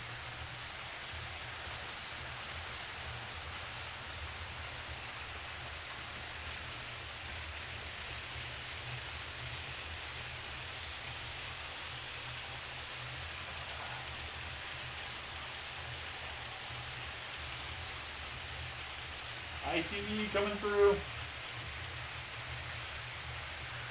Pardon me. Alright, I'll just shut the power off. That way I don't accidentally create a short. Alright, dude. You have obviously had too much running time because you're being a jerk and derailing every other time around. See, this is the guy I'm talking about. This is the best one for the camera. This is the best one. It's got a low bed. I can sit it sideways in here. The problem is it's got these old style Roku couplers, and they do not like coupling with, well, anything. They just don't like coupling. And so I'd like to figure out how I could convert them, but it's not NEMS pocket coupling as far as I can tell. Yeah, maybe it is. No, it's definitely on a swivel arm there. So yeah, they're old. But that said,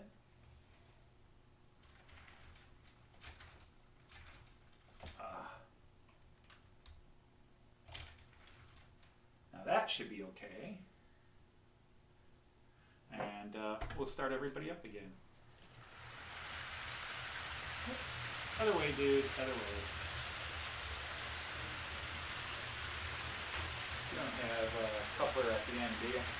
No, you don't. Okay. Okay, continue.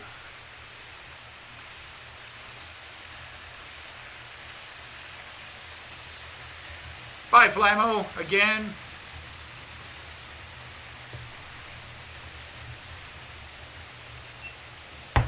Okay, go live, and then I've got to reset this up. So we're going to go here, and we're going to go play. Bingo, okay, so it's already set there.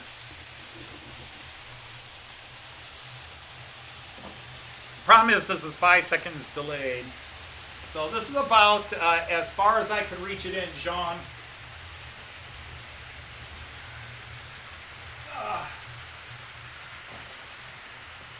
Yeah, that's about as far as I can reach it in.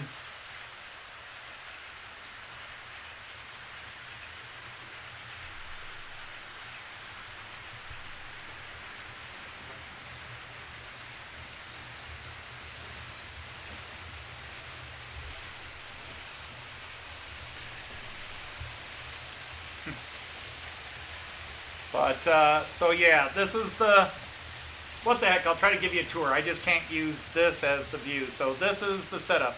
Here is my, this here is my programming track. And then this is my test track, which is on a separate control system. It's got its own American mobile station down here, yeah. Oh, where is it? And then here is some of my storage here. You can see a mess. And over here, my modeling supplies and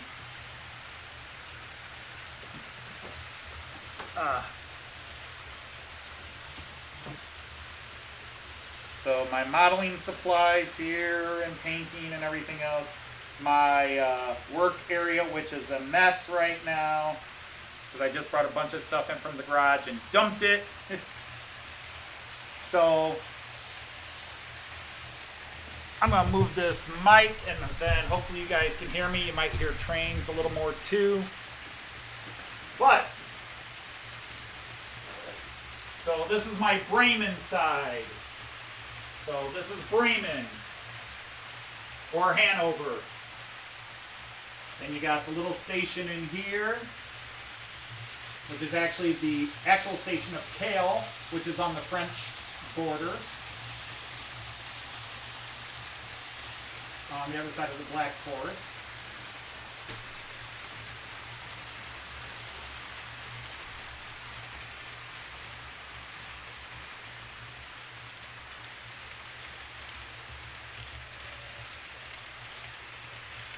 And then I can't see comments, so you're just going to have to bear with me.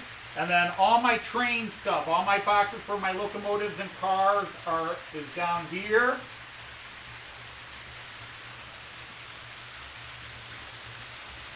And then this is my high-speed parking area, the Railjet, the ICE-3.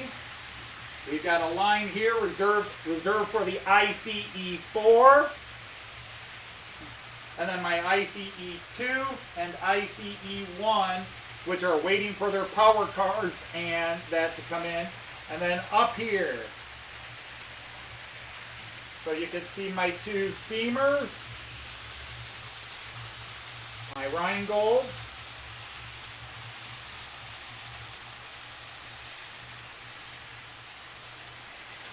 Here, how about some light? So there's my two Rheingolds. There's my IC1 and my 143. Back here you can see my Beetles Eurostar. And then my freight train. And more oil tankers. You probably can't hear me well from here, I'm assuming.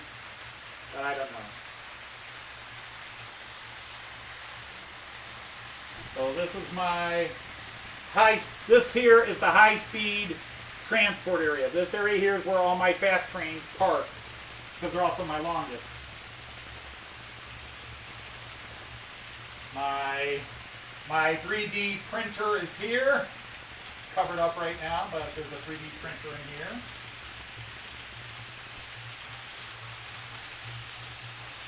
My daughter's sewing room, which one day I hope to be where I create a big parking area.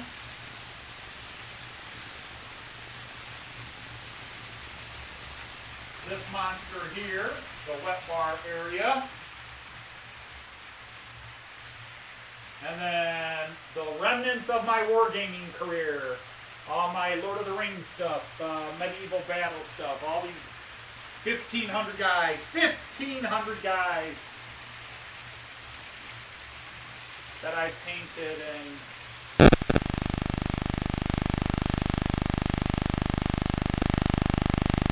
say hi to all my different Gandalfs.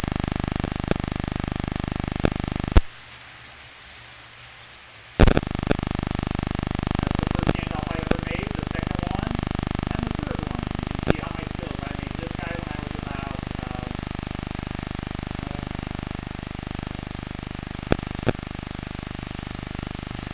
and if Dragon Lover were here, she might like my smog. My Balrog is back there. She probably can't hear me anymore.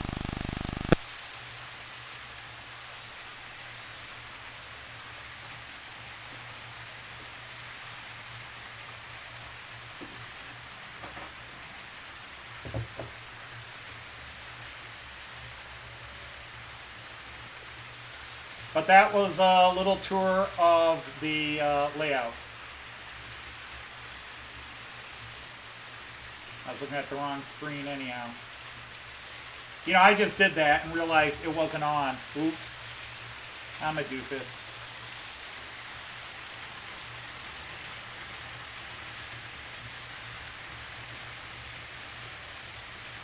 Yeah, I just realized that. Sorry about that, guys. I guess I'll do it again. I thought I set it up, but I was looking at the wrong screen. That makes more sense that this is right side up now, or wrong side up.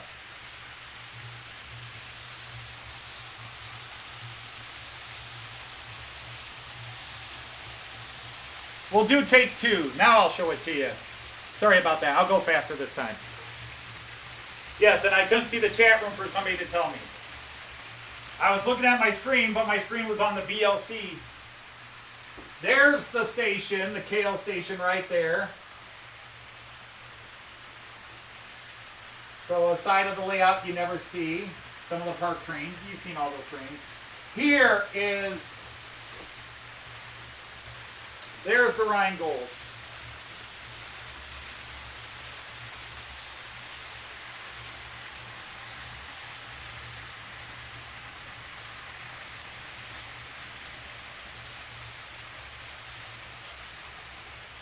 And there's the Beatles Eurostar.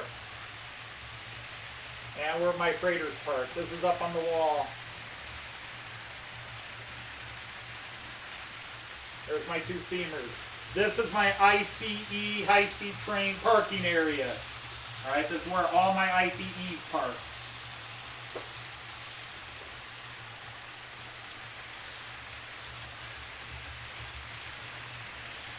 So now, I'll try it one more time.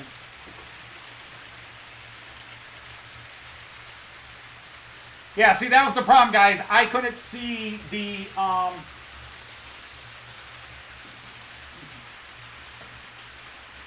You're all typing in stop. The problem is I couldn't see the chat. I had the camera in my hand, was over. I couldn't see the chat.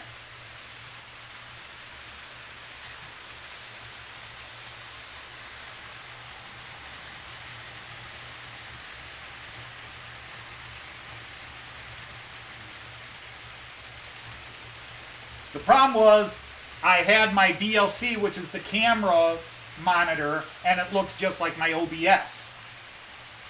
So I thought you were seeing what I was seeing. Obviously you weren't, but typing in stop or wait, you're just, it's going to be like when Tim went silent for 7 minutes and didn't realize it. Sorry guys, I didn't realize it was on. So now you've seen a much quicker view, but now you can get an idea. Sorry about that, guys. I really didn't mean to mess with you. But, oh yeah, some of the other stuff here. Where did I set the dumb camera?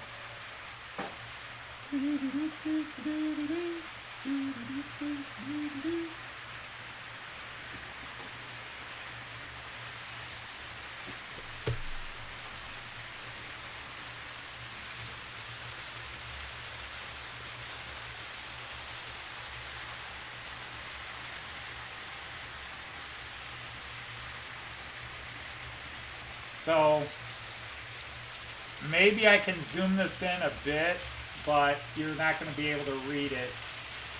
But yeah, there is the, that's as close as I can get to the bus area. That's as close as I can do it.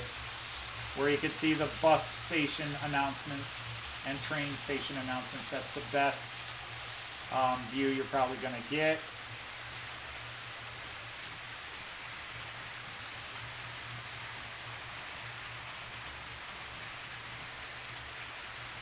So yeah, that yard over there is where all my ICEs, the ICE and the HST goes. Oh, you guys are going to get sick watching that. Let me see if I can figure real fast. It's not going to matter. Sick. Where you go there. But, so, what are some other things that I was showing you that you didn't see? So like, this is my work area.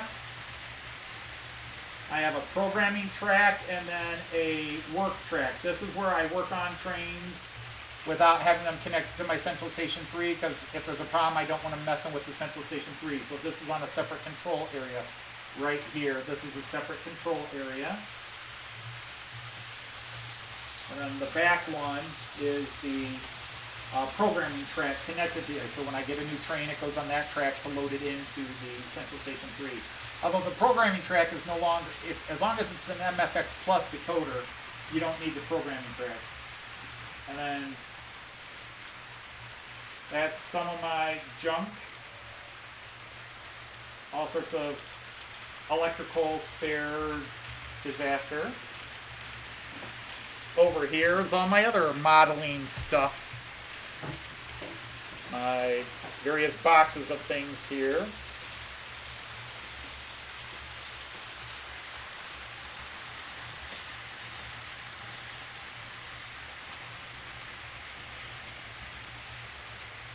And my very messy work area with my paint brushes, some of the building facades I'm working on, and everything else.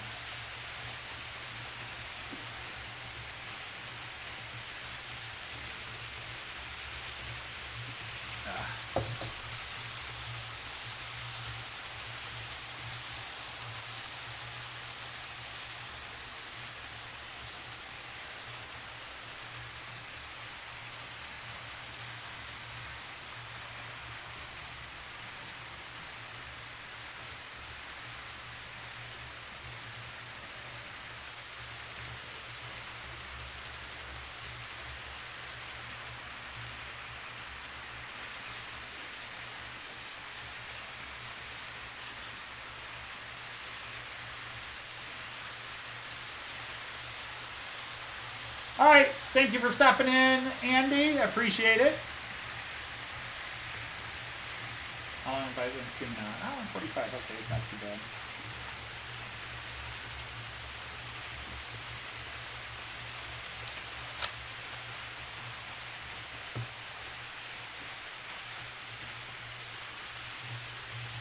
Now, if I could do this on the front as a cab view. No, this guy's just been keep popping at it.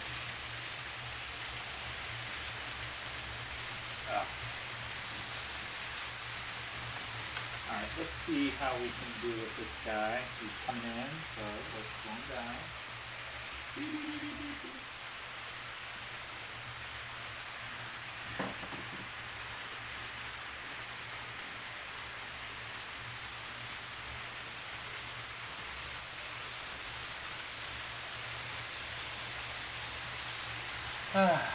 I don't know how well this will fly, but we'll give it a try.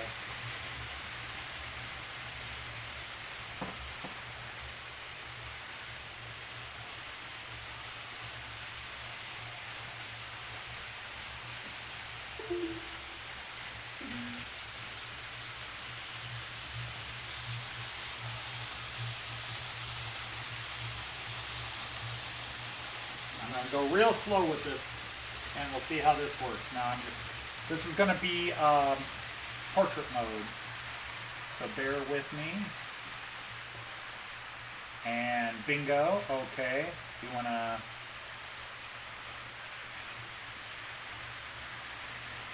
Yeah, rotate, where is it? Rotate. 90 degrees clockwise.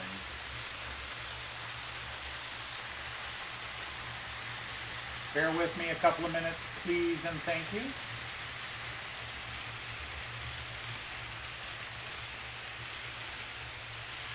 All right, there we go.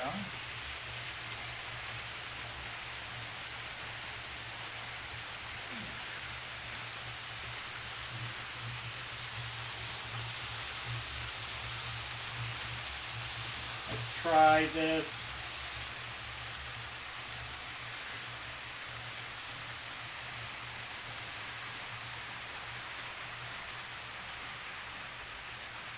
And see what you think of that. This is a cab view.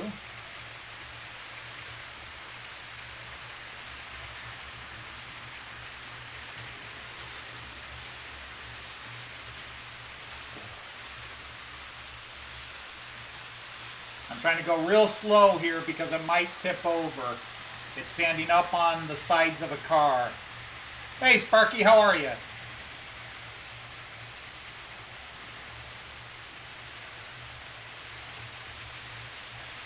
It's not a camera car. It's like you. It's a GoPro. I got a GoPro Hero 9. So I was just doing what I call passenger views, and now I'm messing around and going cab view. I actually prefer the passenger view.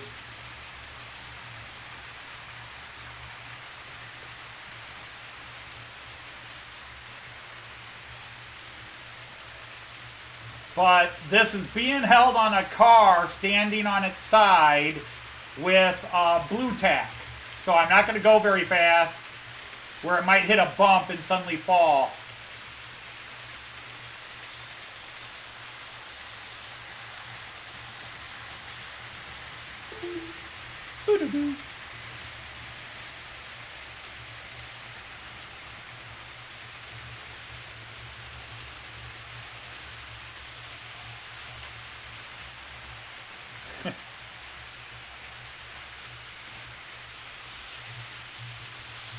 I think it's above that curve there, or is it? Oh, I didn't think about that. Is it going to knock them over? No, it should be clear of these.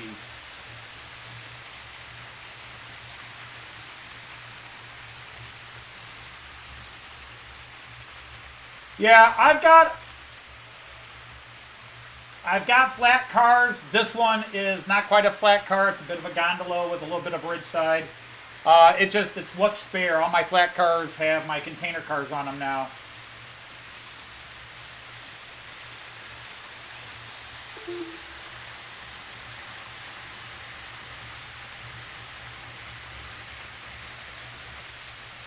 The thing is, this actually sits lower than my flat cars do. Even though it's a gondola car, it sits a little lower than my flat cars.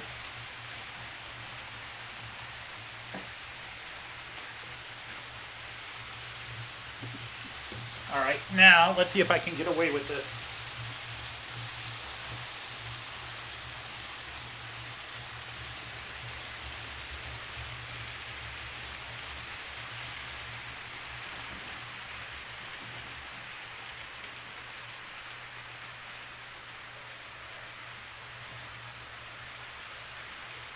Okay, that battery died, darn it.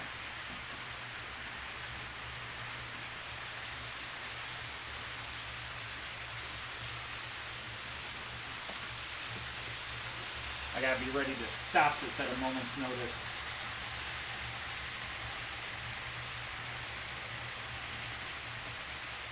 Yep. Okay. It's too wide that way. That's the problem.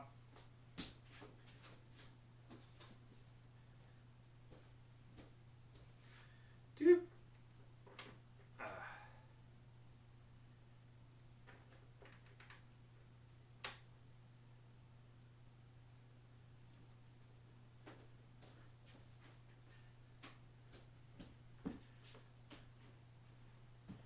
Yeah, on track 2 or track 3, the one it's running on, it's when it's in the cab view mode. And don't worry, I will switch this around real fast. When it's in on this lane, it's on lane 3. it can't do the cab view. I'd have to put it on lane 2 to do the cab view. I was just hoping with this car, maybe I'd set it up a little wide, but I didn't. On the bright side, you can see the Santa Claus scene, and we will start everything back up.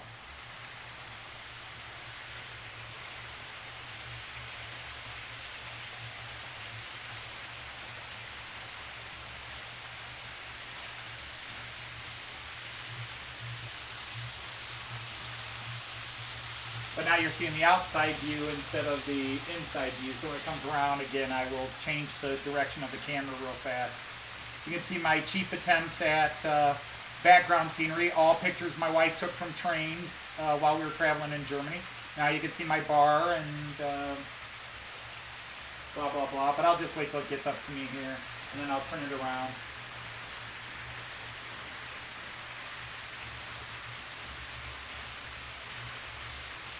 And I will just, where's the controller?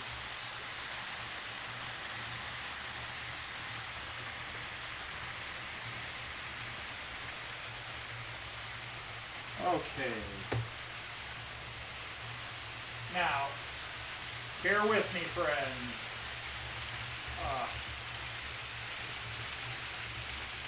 That's right, it doesn't fit in that way.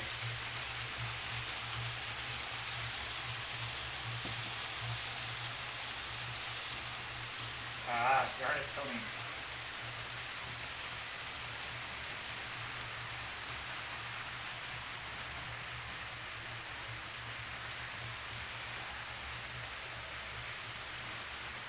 All right.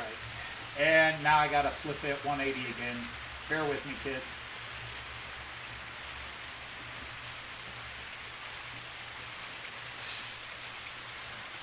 This is the problem when you're using this third-party client. Bingo. All right, let's put them back in motion here.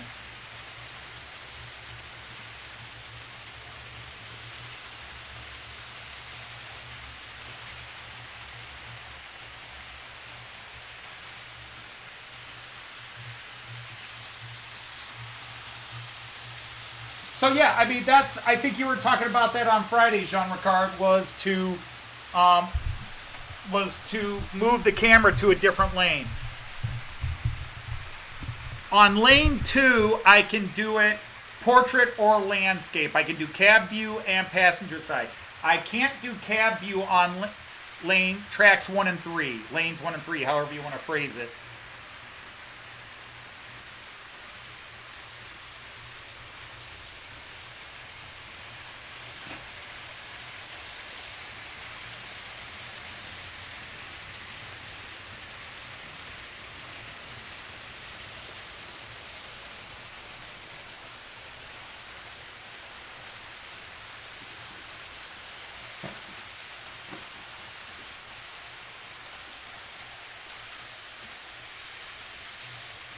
Oh, that reminds me. Got another one of those batteries.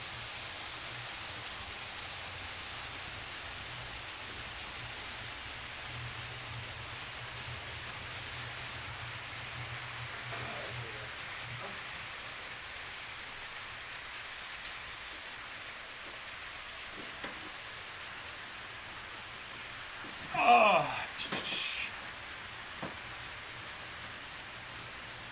Hello. Bingo. There we go. Next time through, you guys will see that because the battery, that power limit died. Yeah, but all the lights in here, except for the main station, Delmanore's lights, are battery pack powered. So the batteries burn out. Hey, Roy, how are you?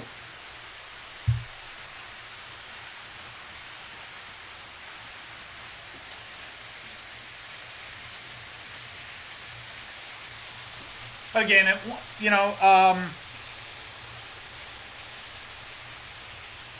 all right, Sparky. Indeed, back to work for me tomorrow. I am done with my extended vacation. I go back to teaching tomorrow.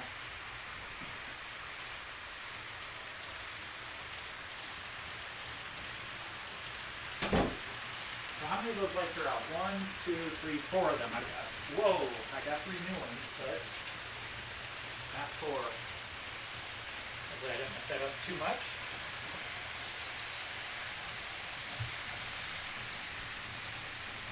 Take care, Sparky. Thanks for stopping in. It's always an honor.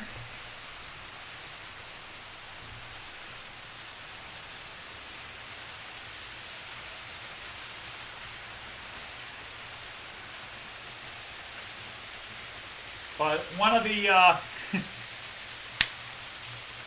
downsides of my work on the Fowler car system, see, with this car at this height, you can't see the people. On that stupid flatbed I was using, you could see the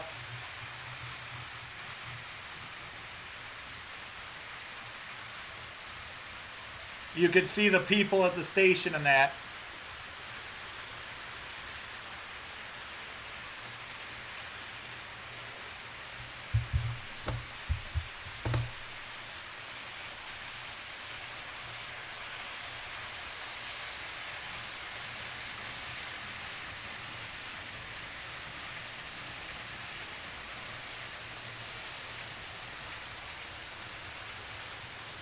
Yeah, I go back tomorrow for Teacher Workday, Randall, as it's called, where we go in and set up our rooms. Although Joyce has been setting up her room for a week and a half already. I go back tomorrow.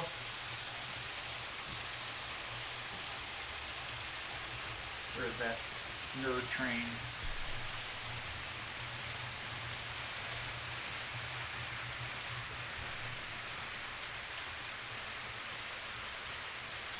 I'm going to do this one more time just to be stupid.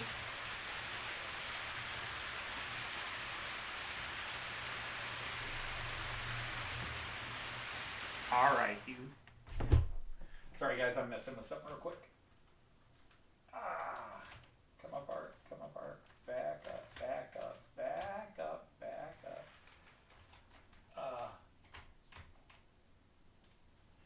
And let's take you off here. Oh, you are so hot. And you're looking good, you're looking good. And go back to being stupid, because stupid is as stupid does. Nice thing is these ESU couplers couple nicely with this guy, and I can sit him on top of here. Whoops, whoops, other way, other way. Now, is that right side up? Yeah, okay. So bear with me, kids, bear with me. Uncle Anthony is just messing about again because it's what he does, because he doesn't know any better. Okay, there we go.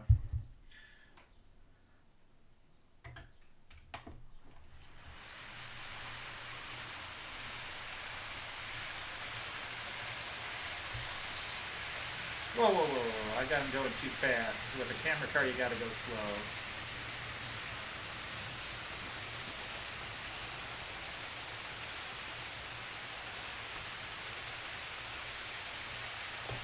But I'll see first year students on, we've got this stupid staggered schedule we now do, which drives me crazy.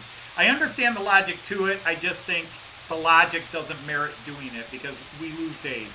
We have Teacher Workday, where just the teachers show up, get our rooms ready. We have teacher meetings. The principal tells us what she expects from us this year.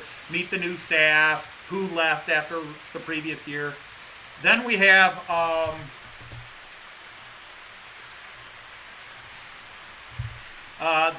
first year students, freshmen, high school students, 9th graders for those of you who don't know.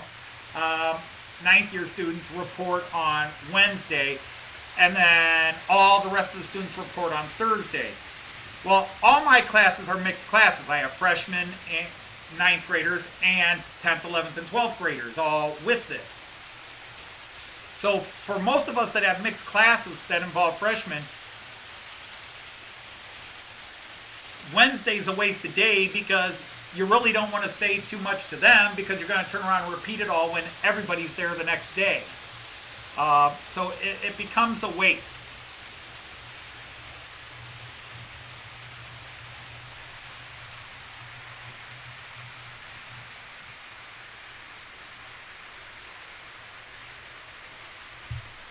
So yeah, it just, for me, it becomes a bit of a waste. Uh-oh. Who derailed? You did. Ah! You stupid, stupid Roco car.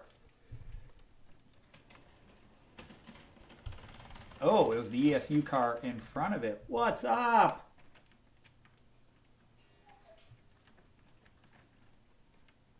And of course, you wipe out or derail the one place I can't reach you easily. Durr.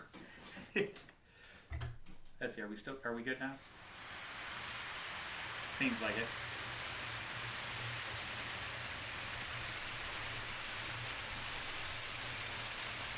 I gotta check this car and make sure I got him on properly.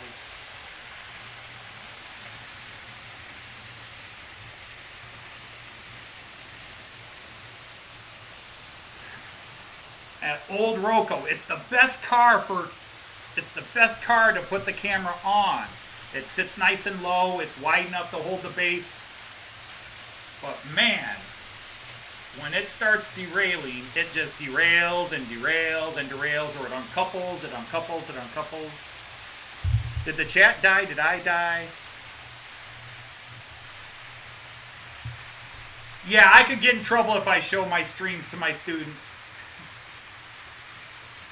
That would be, some of it would be inappropriate content, I guess is the way to put it. Abracadabra, pop. There we are.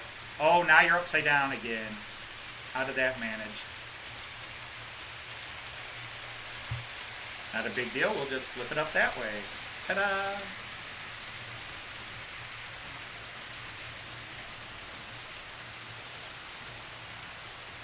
But I'm going on 2 hours live already. But this is me. This is my summer fling.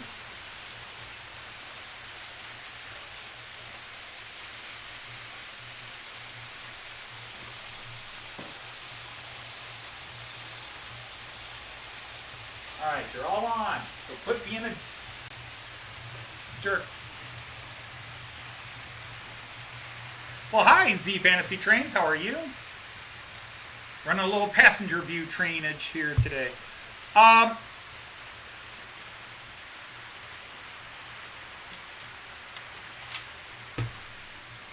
Jean Ricard, believe it or not, my state in America, the State Board of Education and even our local city Board of Education encourages teachers to not have web pages, should not have YouTube channels, should not have Facebook, anything else. And if we do, they should be set to full private, family and friends only settings, etc., etc., etc., to avoid anything controversial being on. I teach high school. My settings on YouTube and Facebook, well, my main Facebook page is public, and I don't care. I'll put whatever I want on my Facebook page, but I don't put anything that I may put thoughts, because I'll get parents that call the school and complain about stuff I put on my Facebook page, but even the school board has to say, it's a free country. He can put his point of view up there. It's not racist. It's not anything else. So, it disagrees with your political views, but... And I've been banned from Facebook for going off on somebody, but a couple of times I've been suspended from Facebook. I'm sorry, not YouTube, Facebook. I've been suspended from Facebook a few times because I got nasty with somebody on something. And golly, that sound means a certain jerk of a car derailed again. All right, I'm going to have to take that guy off. Just bear with me a second. This is getting annoying that he keeps derailing. Come here, you dipstick. You are causing me no end of trouble. Why do you keep derailing? You're not a good advertisement for your company. Okay. I'm just going to bring it around here, stop it, and take that car off. He's just being full-fledged temperamental now. once that Roco flat car starts acting up. I don't know what prompts it. Maybe the wheels warm up or something. I don't know. Well, hello, Tim Surf. Long time since we've seen you, Timber Surf.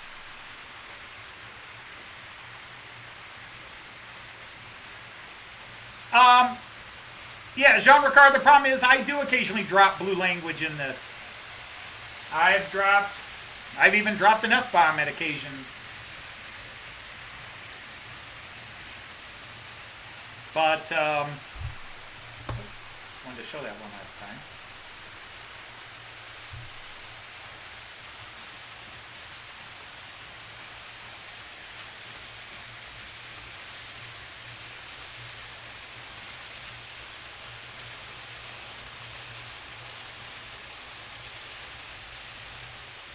My pride and joy, my dumb horse station.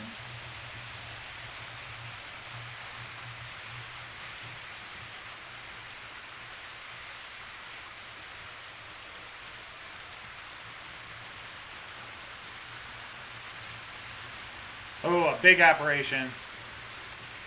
I'm lucky, all my operations have been small.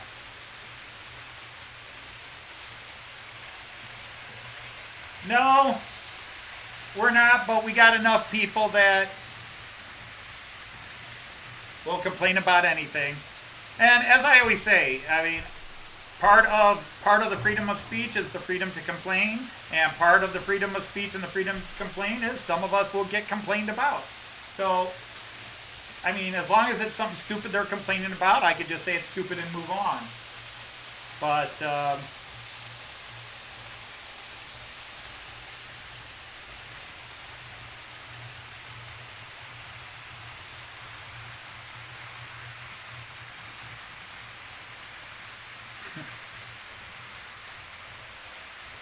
yeah, it is a little bit too close.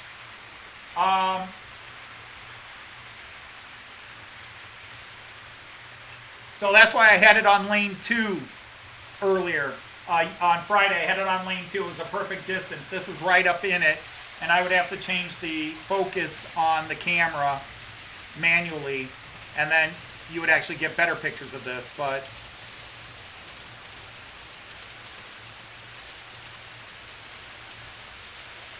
the thing is, even the smearing on the glass is intentional. Because if you're ever at a train station and you see that, you know, where they've got those plasticine walls and everything, they fade in the sunlight, they get dirty and smudges all over. So I tried to duplicate that because at Dumb and Horse they all look like that. But I'm going to stop this car here now, a little bit further up, which means I'll stop the whole layout here because I don't want to create a short like it was created anyhow. So just bear with me 2 minutes. Or 5. Oh, it won't be 5. Let's see. Let's go up scene 3. I'm just going to take this one car and take the camera out. I've enjoyed it. I enjoy the passenger view. I think it works best on lane 2. That's one of the reasons I decided to stream today. All right, let's take camera off first. Come on, you two. You've been fighting all this trip. Now you don't have to be connected anymore. You can have your divorce. There you go. Okay, are you all ramped up and you are all ramped? Okay, we are good to go. And I will go turn the lights back on.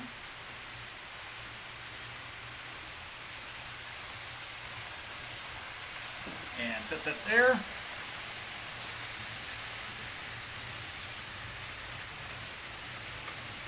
There we go. Okay, so yeah, so I just wanted to experiment with some angles while I was at it today, Jean-Claude. And yeah, track 2 is the best because I can do everything on track 2. It's just track 2 tends to be the ICE track, but there's no reason I can't run the ICE on track 1 or 3 and run the passenger car on track 2 and make it a little easier to do. And that's all I have to say about that. Whew.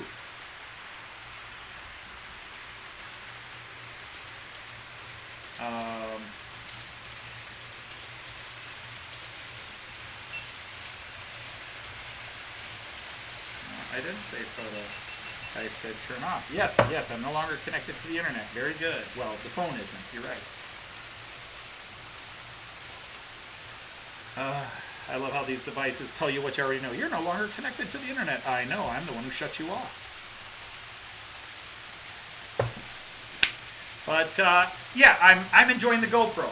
So I think it's a positive thing. I would like to do a little bit more cab view, but I'll have to put it on track 2, line 2, the middle one, because then it's not into anything. Plus, when it's in the portrait mode, doing the passenger view, it's far enough away from the platforms you can see it. So on Friday, I'll probably have somebody in the middle here and move the ICE to lane 3.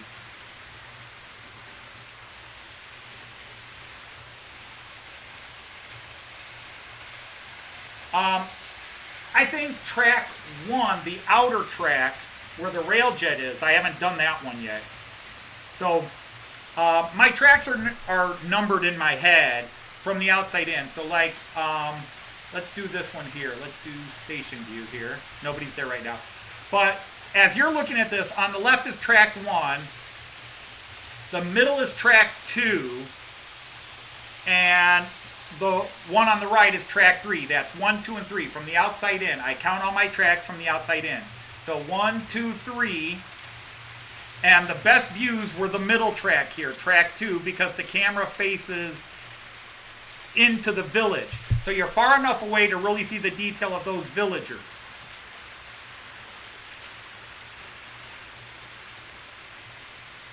Yeah, the ICE just did track 2. And that's where I had it on Friday. Today it's been on track 3, which means it's really close to platform 1. So if you can keep it straight, track 3 is on platform 1. Because in reality, this would be platform 1, platform 2, platform 3, 3 would be the outside one. But when I number my tracks to run my trains, it's 1 is the outermost, 2, 3, and then 4 and 5 are on the other side of the table. But either way, yeah. So where it was today gave some great shots of some things, but the close-ups of the station weren't good. So yeah, the middle track that I ran on Friday is the best compromise for all possible shots.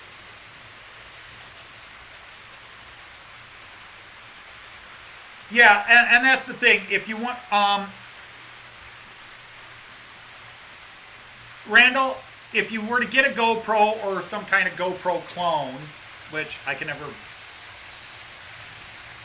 don't trust generics except for cheap webcams, because if the cheap webcam goes bad, it was $20, and well, I never felt I could afford to lose $20, but I can afford to lose $20.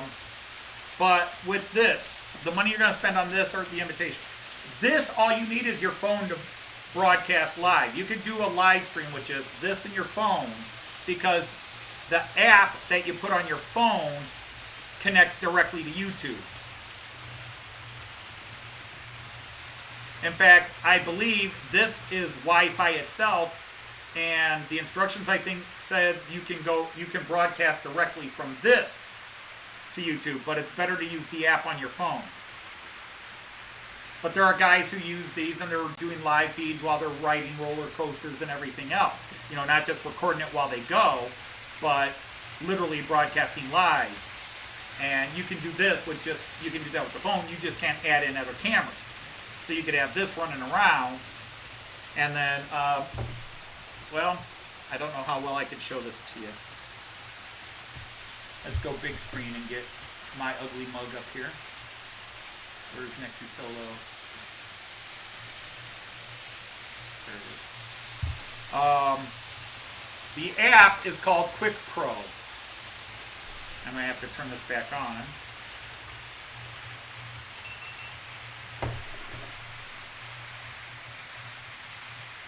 Okay, now, let's go here. So the first thing it does, and you're not going to see anything you can mess with anyhow, but my camera has a name, so the camera is 1964 Dodge. Okay, so you get to this stage. So you get the app, it finds your phone. You go through that stuff. It finds your phone, and then you give your phone a name if you want. Otherwise, you just leave it as the code name it came with it. Okay? So, control your GoPro. It'll spin around. And may take a couple of minutes. Okay, so now it's controlling it. So already, right here, my phone is now getting the image. I can control it all from here. I can record. But I go down to the bottom here, and I scroll across, like there's a camera image there. That's take photos. But the last one says set up live.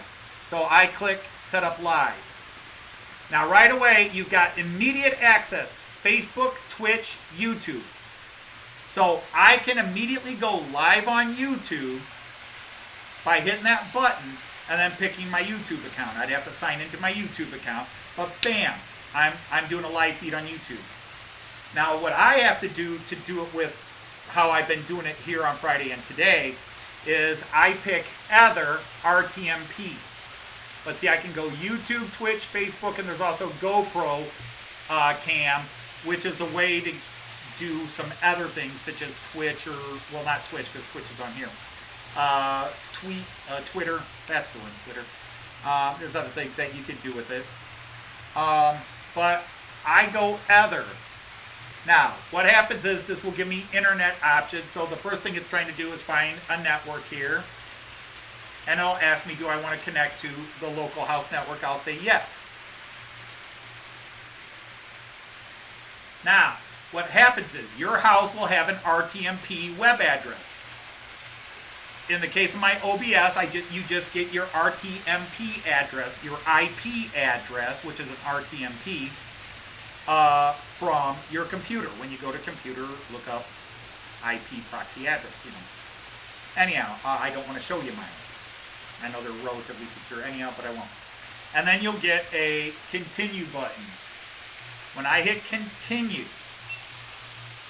it now says it's ready and ready to go broadcast live, and then I hit live. But to get it into OBS, I have to do two more things. To get into OBS, I can't show you this. But that's all you would have to do to go to YouTube is click on YouTube and log into your account, and bam, you're broadcasting. But for me, I have to do additional steps to put it in OBS. So before I hit go live, I have to open up and leave open on my computer a thing called Mona server. See, your OBS is an RTMP address itself. It's an RTMP bit. And so it will not read another RTMP. You have to get a proxy. So what happens is Mona is a free download, totally free, and there's Mona 2 as well. I use the older Mona. And I've never had a problem with it. But Mona acts as a proxy server, and when you type in the same web address, RTMP address on your phone, when you type it into Mona, it converts your RTMP signal to a signal that the second part is, and this, I know this sounds crazy, but seriously, it takes 2 minutes to figure it out.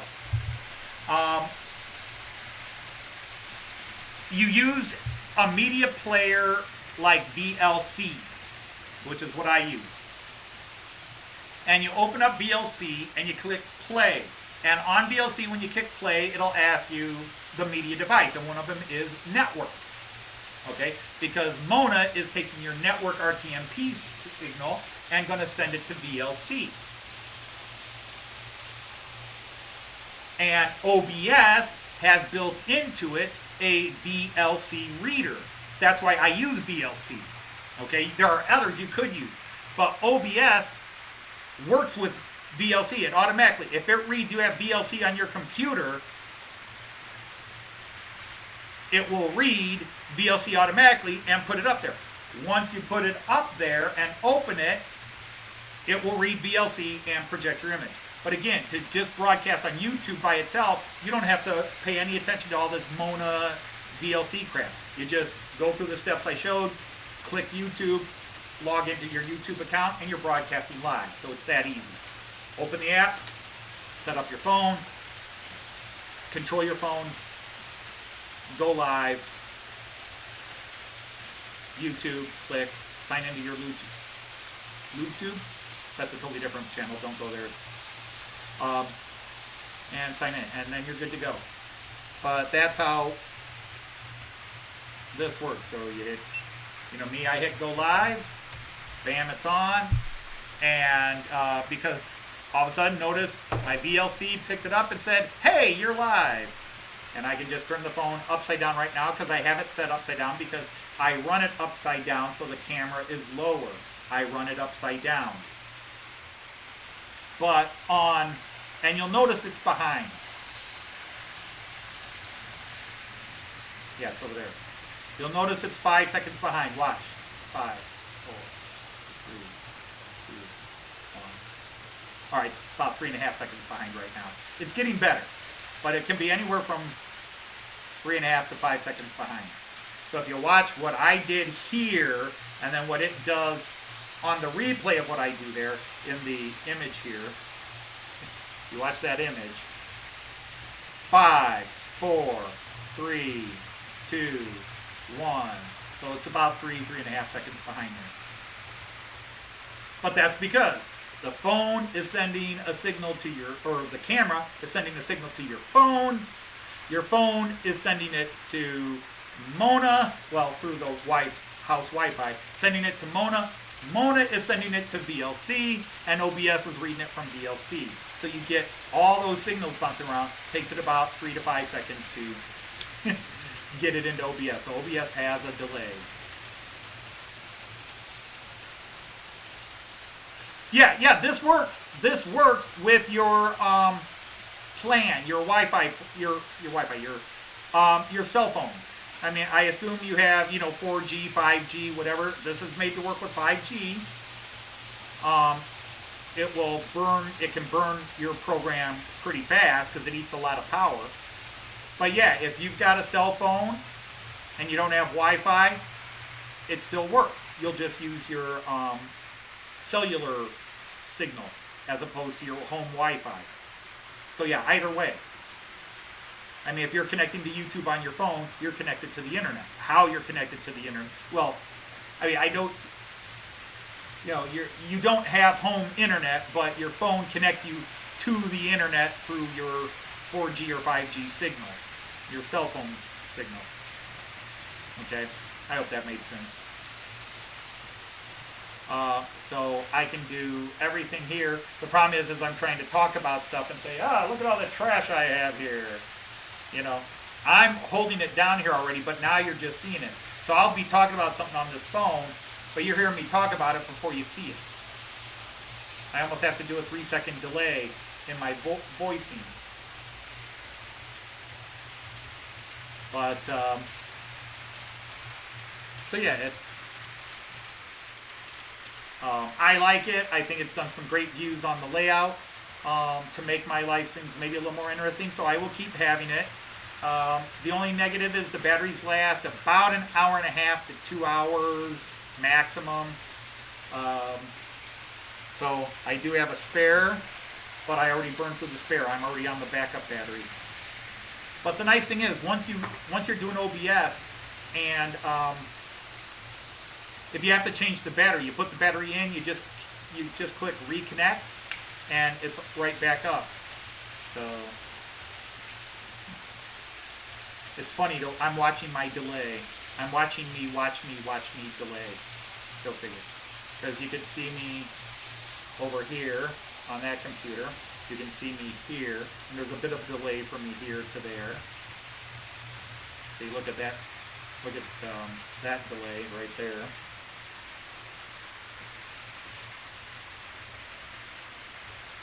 And then there's another delay on this camera up here, watching me on this screen.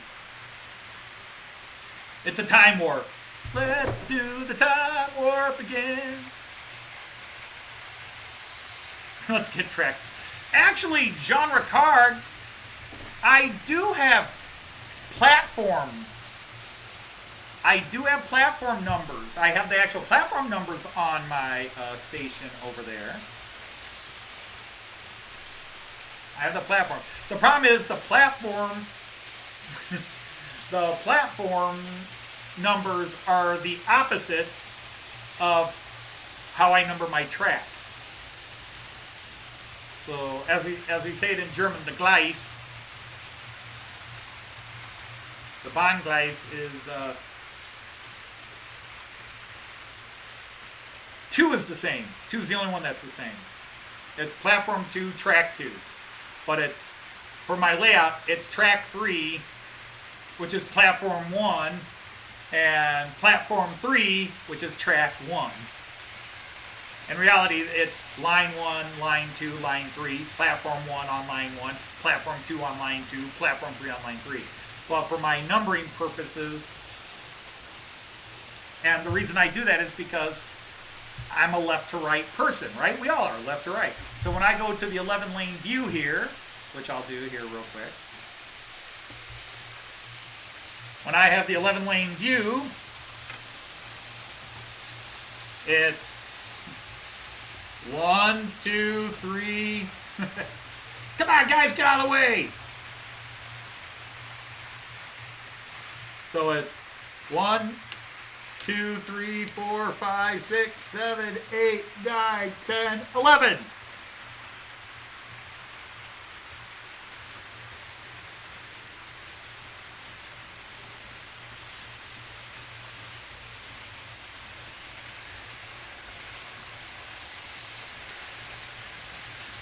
Because 1 is the first track I laid, and it's the outermost track, and it's the longest run, so it's 1.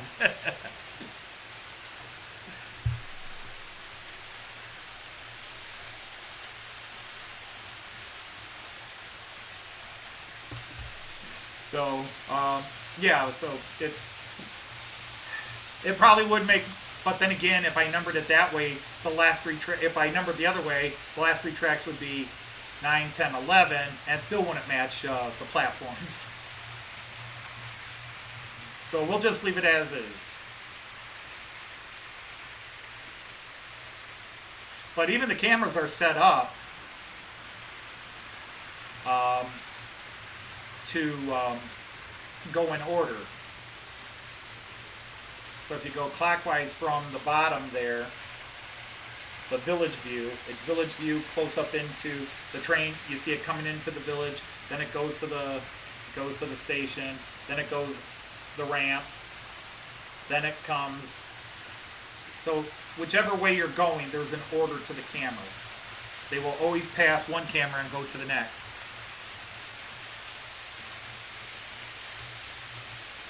Let's see, what's a good train to pick up?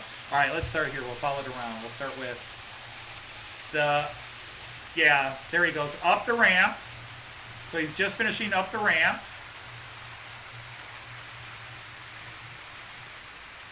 Into the station.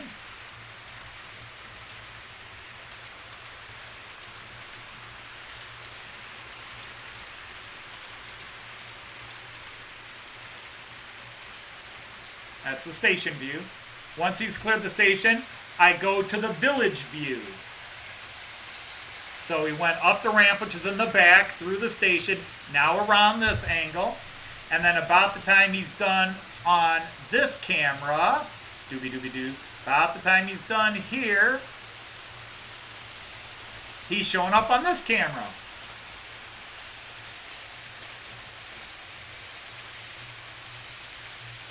I did while I was out there.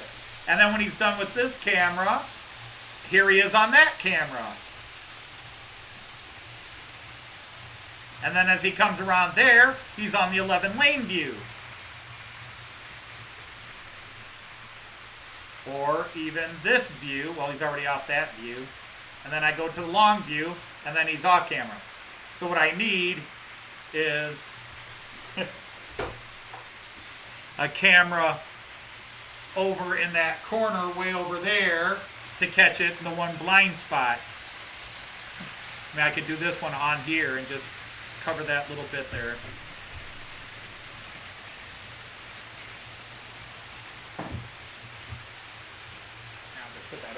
now. Here, I'll put them on top of a city bus.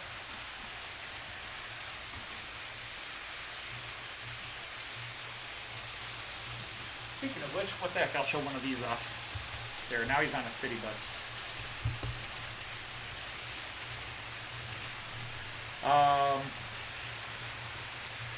There's Messi Solo. Okay, so anyhow, this is, I think I showed these before, but I'll show this. This is an actual City of Delmenhorst. You can see the title right there. It is an actual City of Delmenhorst bus with an actual Delmenhorst bus line. Whoops, that was the bus number. Let's go to the front. Yeah, you can't see that really well, can you?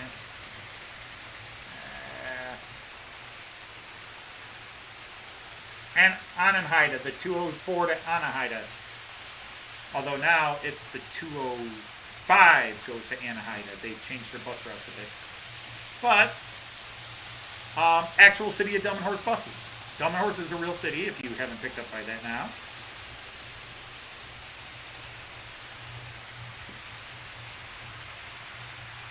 The viaduct, I would love to put somewhere on here. It's probably going to go in the Bremen, because near the Bremen train station is a highway. Is a highway ramp that goes in front, and I was just going to build along Static View Highway to represent that right outside the Bremen train station there's this big public square and buildings, but then a highway because the ramp is a few blocks down the road, but the Autobahn, and I believe is it the A1 or is it the A4? I forget which one it is. I think it's the A1. I'd have to Google it again. But right there, so right through the heart, there's this highway ramp, and I thought I would use that and put it in. Right now it's just there because I got it as part of a trade. When I traded my other ICE3, at one time I had two ICE3, so I traded the original train I ever bought. I traded away to a guy named Herb, and he gave me an IC2, an ICE1, and a whole bunch of other stuff we traded, and awesome guy. And that was one of the things I took in the trade, and I just figured somewhere along the line I will fit it in. So it's a road with viaduct arches, and it'll just go somewhere in the layout sometime. But for now, it just sits behind my computer, waiting for me to do something with it. And what's worse is for those poor schmucks. 5, 4, 3, 2, 1. You got all these cars that got nowhere to go. They're waiting for the highway to be completed. Those poor saps. They're just waiting.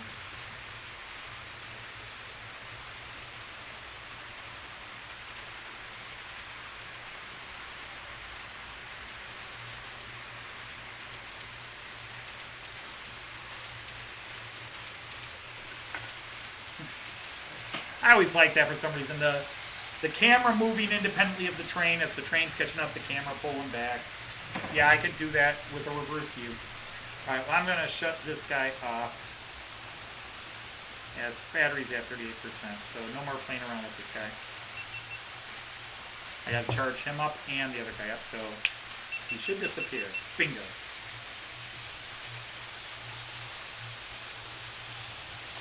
But yeah, I have heavily enjoyed this GoPro since I got it last week.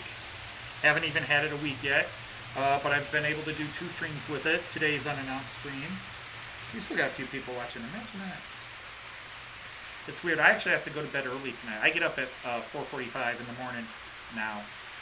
Lately, I've been getting up about 8 o'clock. I've been sleeping in most of the summer. Get up 7:30, 8 o'clock, sometimes 8:30 if I don't have anything special to do. But Joyce and I usually get up,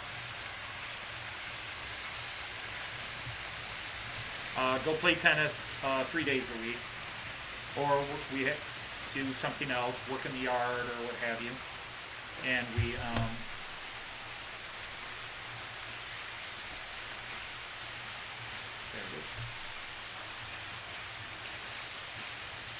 I've got there's Viking, Shuko. I got God, I can't think of them all.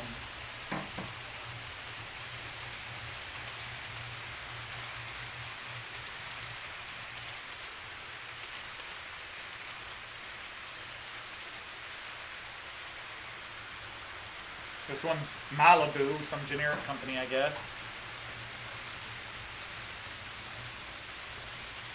This one's Viking.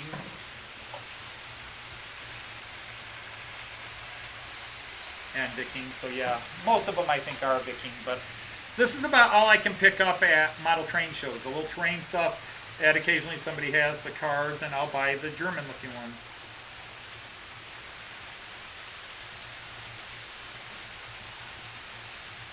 That one's not Viking, but Herta, yeah, I've got Bush, a few Bush cars, Herpa, isn't it Herpa? Yeah, Herpa, Bush, Viking. Märklin owns Shuko. I think I've got one or two Shuko. And and Ritza. I'm trying to think of the other big company, but Ritza. I don't have any Berlinale. Yeah, if Keebri makes cars, I've never picked one up. I think Fowler makes cars too. Well, I mean, you got the Fowler car system, but just model cars. Viking is the more dominant one that I'm aware of, but Herpa, I've got a few Herpa, and I know I've got a couple of Shuko, and some Woodland Scenics, whatever company, because pretty much everything Woodland Scenics is they get from another company and change its name.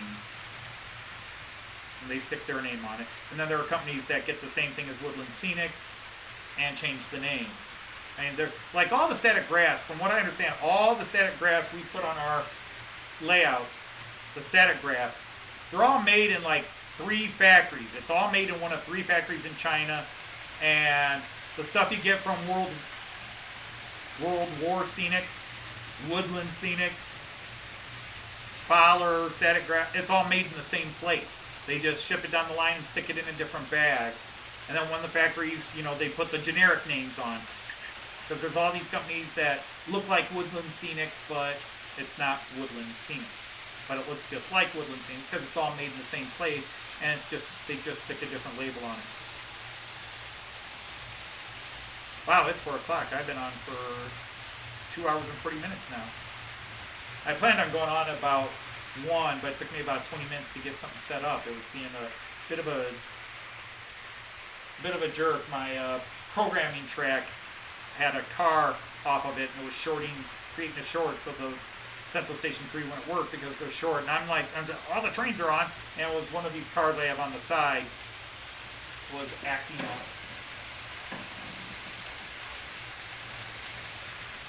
Was off center on the track. I bumped it or something, and so it was crossing.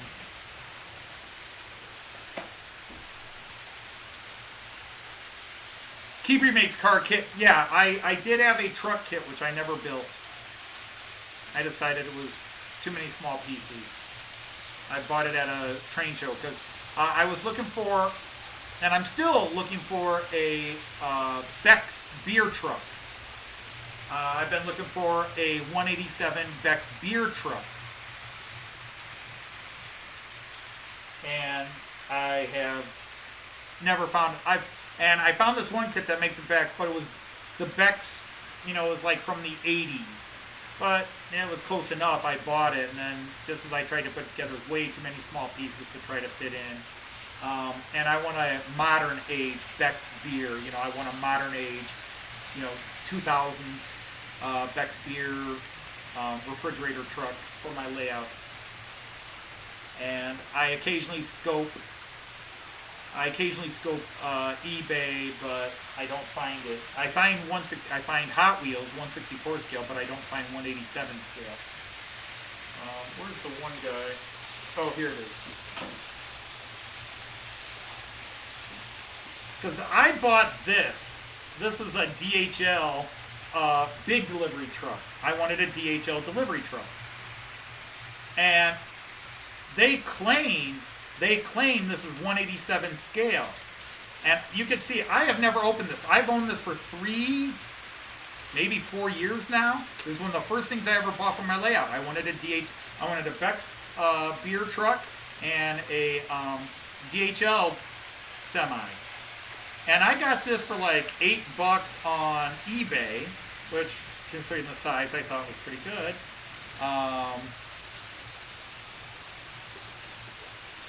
And they claim it is, so hey, it's an unwrapping.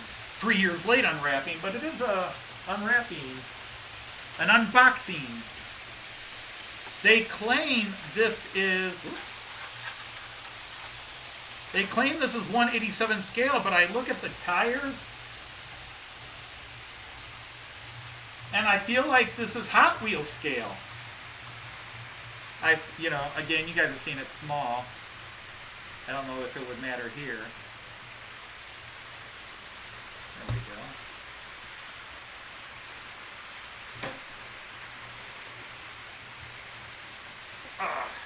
Here's my Warsteiner truck, and you're going to have to excuse me while I try to do this two-handed with nothing. Here's my Warsteiner truck, beer truck, because Warsteiner was the other beer truck I wanted. And then here's my DHL semi. I just feel like that DHL truck is too big. It feels like it really does feel like it is a 164 scale. To me, this is Hot Wheels scale. But they say, and I even wrote back and they said, it's 187 scale. And I'm like, sure doesn't look 187 scale. I don't know how you guys feel about it. Check out Truckmo website, the Truckmo website. I just tend to go to eBay and click Beck's Beer Truck or Beck's Beer. You go to eBay and just Beck's Beer 187. But yeah, I'll check it out. But this just feels like it's too big to be a 187 scale. And when I compare it to my one other big semi, it just clearly feels like it's, much bigger. I don't know. So I've never put this on my layout because I just feel it's too big. I want to find in a smaller DHL delivery van because I like DHL. And it's a major German delivery company, so I wanted a couple of DHL trucks. But I got a DHL delivery van over here. So I don't know. I've held on to it instead of trading it away or selling it or giving it away because maybe I'm wrong and maybe it is 187 scale. It just does not feel 187 scale.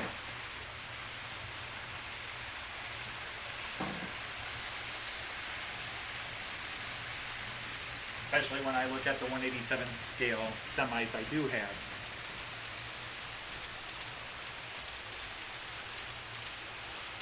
And that would be interesting, Randall, that it could be 00, but it looks a little more than 1/10 the size. Because 00 and HO, even though we know they're different scales and the trains are a little bigger, most of the accessories, most of the cars and the accessories, except for what is the one diecast, Oxford diecast or something like that, that makes specifically 00 scale vehicles, a lot of them just combine it, HO 00. They just say, it's at that size of a car, it's too small a difference to worry about. I disagree, and I'm sure a lot of UK guys would disagree. Slightly too big for HO, slightly too small for 00. That's what they try to do. I'm not showing trains, so let's go back to that camera. It just hits me as one size. So I'm going to keep looking. I want a Beck's truck. I got the Warsteiner semi, because Beck's and Warsteiner are like two of the biggest beer guys in Germany. And here in the German American Club, which I'm a member of here in Toledo,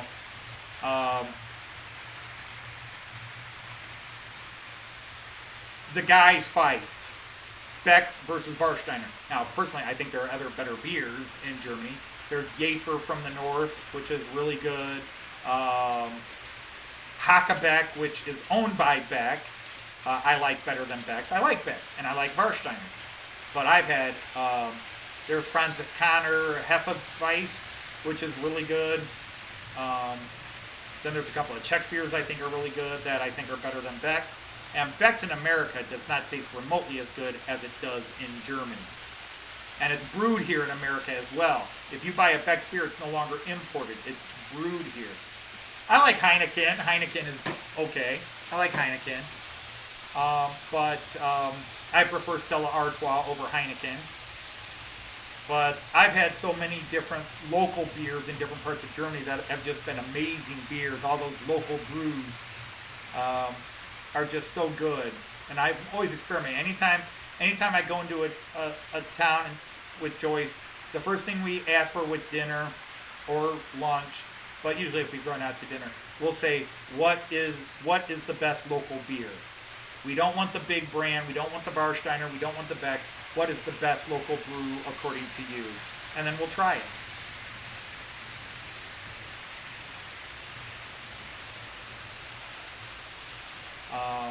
And I don't drink a lot of beer. I drink more beer the 3.5 weeks I'm in Germany than I do the rest of the year in the United States. Because in Germany, it's water, pop, and beer. I don't want to drink a lot of pop. I drink a lot of water. So usually by the time it's dinner time, I'll have a beer. Not every single night, but probably every other day I have a beer. And I always have just one. Except if somebody says, try this one, now try this one, then I will drink little bits. I'll drink parts of many. The worst ones, Dougal, that is not a small cow, it's a long way away.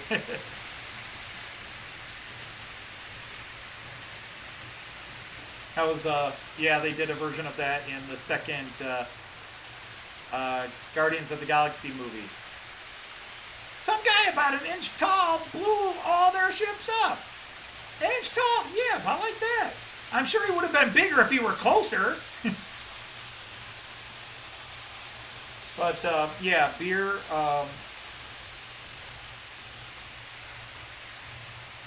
Joyce and I have had a habit of making friends with the people who own the little restaurants we visit. Because again, we don't go to any chain restaurants. We always go to a local neighborhood establishment.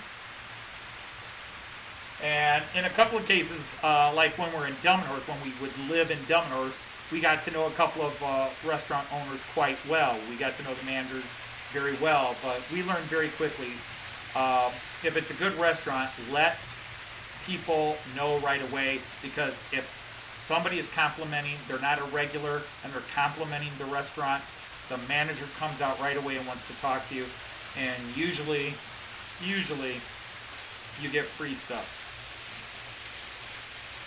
as in free drinks, sometimes ice cream. And I don't tell you that to go there and try and kiss everybody's butt, because doesn't work all the time. And we don't do it to get free stuff. But we've had restaurants where the food was just so good, and we said, this is amazing, this is so good.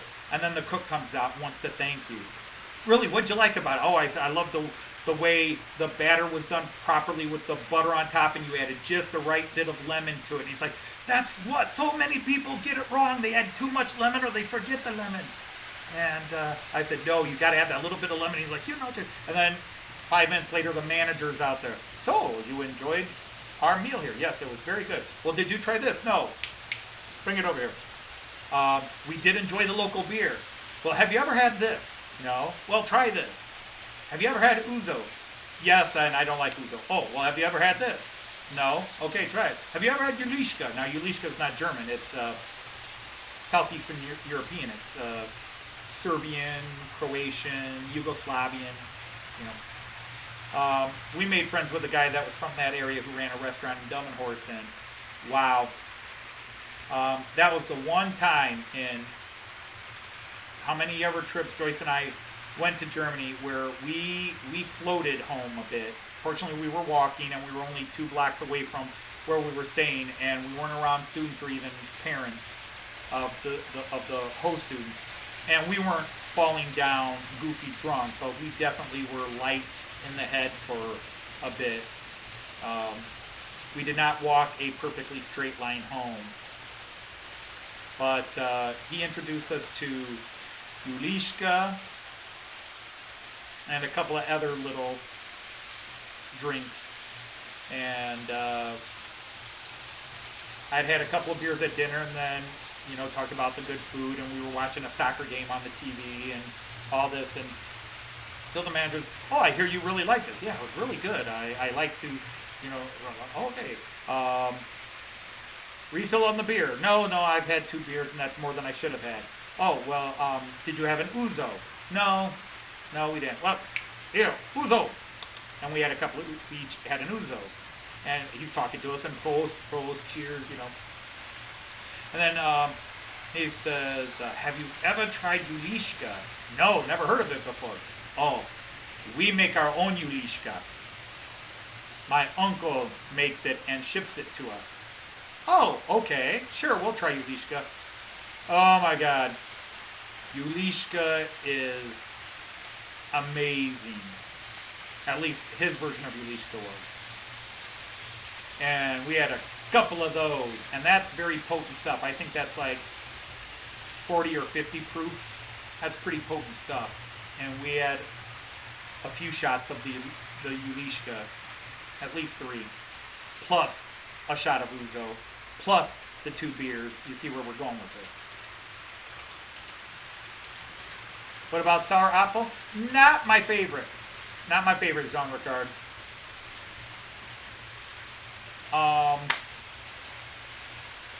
But, oh my goodness, that Ulishka. And then we were back in the United States, and we went to a liquor store because we really liked Ulishka. And we bought a small flask of it just to have around the house in case we were in the mood for it. And it was not the same, did not taste that good at all. So the next year we're back in Germany, we went to that restaurant, and we bought 2 liters of their Ulishka. It lasted a year and a half, a couple of years. But we bought their home brew.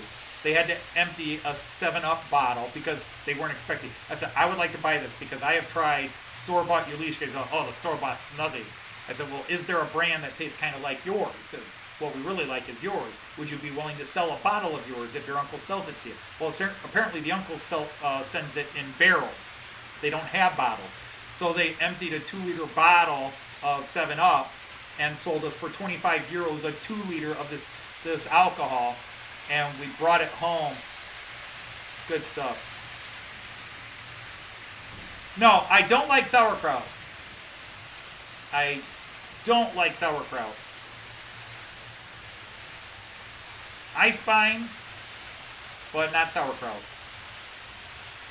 Never could get into sauerkraut. Never liked sauerkraut.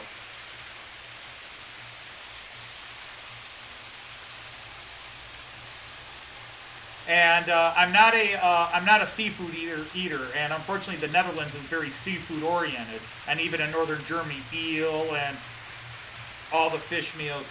No, I'm a cow and pig, and I don't even like pork in the United States. But I will eat any bratwurst or bratwurst, Thuringerwurst, Berliner Wurst, Knockwurst, Bockwurst, Blutwurst, Sommerwurst. Any kind of wurst in Germany I will eat, but don't like pork in America. I don't like ham or bacon, not a ham or bacon guy.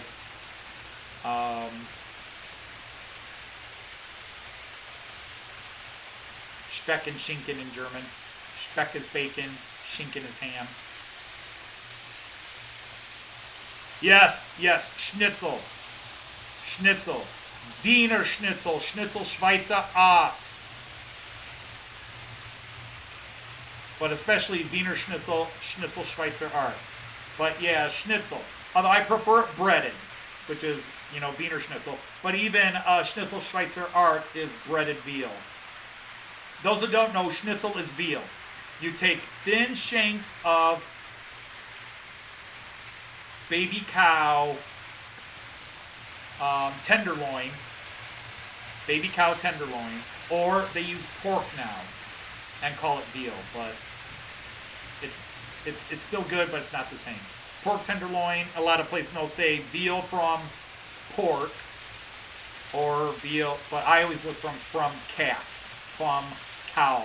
But they take tenderloin, and then you bash it thin, tenderizing with a tenderizing mallet. You just bash it thin, and then there's a specific way you make the batter for Wiener Schnitzel. But you make it really thin. You dip it in an egg batter, an egg bit. Then you dip it in the right type of batter, flour for the batter, and then you deep fry it. That's Wiener Schnitzel. Amazing. Love Wiener Schnitzel. And then you serve it with different types of white sauces if you want. But usually it's butter and a little bit of lemon on it. And that is Wiener Schnitzel. And it's amazing. I do add cheese to my Wiener Schnitzel.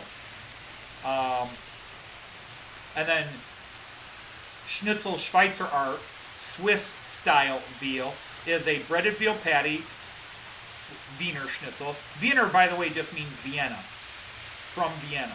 So when you hear Wiener Schnitzel, it means Viennese veal. Wiener Schnitzel. Schnitzel means veal. So, but Swiss style veal is Wiener Schnitzel. So the schnitzel is the German part. Then they put Dutch cheeses on it. Or Germanic cheeses on it. Edammer cheese on it. And then Hollandaise sauce, French. So you got the meat, then you've got German cheese, French Hollandaise sauce, and then Italian tomato sauce. Because Switzerland is mostly German with French and Italian, so it's a meat common to the French and the Germans and the Swiss, veal, with German cheeses, French sauce, and Italian tomato sauce on top of it. So it's Swiss style veal, representing all three countries added together. And it's amazing. Oh my God, I love it. I make a good one myself. I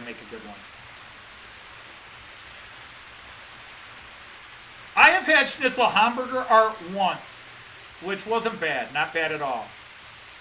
Because usually when I'm in a mood for Schnitzel, it's got to be straight up Wiener Schnitzel or Schweizer Art. Schweizer just means something from Switzerland. Schweiz is Switzerland. Schweizer, from Switzerland.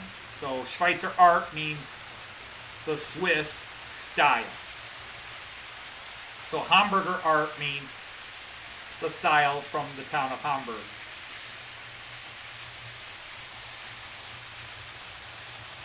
Black Forest cake, which you can find a few variations of, but yes, very good stuff. The best Black Forest cake I've ever had wasn't even in the Black Forest. Schwarzwälder Kirschtorte. Black Forest cherry cake. The best one I had, it was from a bakery chain in Munich. It's a chain, but it's centered on Munich and around Munich. So it's a local restaurant that just grew popular and exploded. And now they've got like 24 shops around Munich. But Richard's is the name of the place. And Richard's makes so many good cakes. But their Schwarzwälder Kirschtorte is to kill for. And then there's you can get it in Innsbruck, Austria. There's one place, Innsbruck, Salzburg, or Vienna, and I got it in Innsbruck. is Zuckertorte. Zuckertorte is a very dry chocolate cake, a very dry and bitter chocolate cake with an apricot jelly in the middle,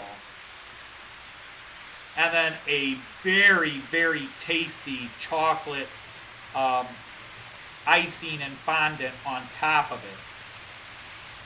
Now, most Americans probably would not like it because it's a drier and more bitter cake than the sweet cakes we have in America. But oh my goodness, it is so good. Zuckertorte. And the thing is, there's only one place you can get it from. Actually, there's two.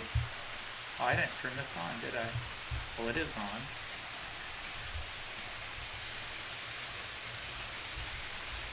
Come on, you stupid keyboard work. But you can Google it and learn the history about it. Zuckertorte. Really? Stupid keyboard. But Zuckertorte is amazing. And what's even better than their Zuckertorte is the little mini Zucker cakes they make that has less of the drier, bitter cake and more of the chocolate on top.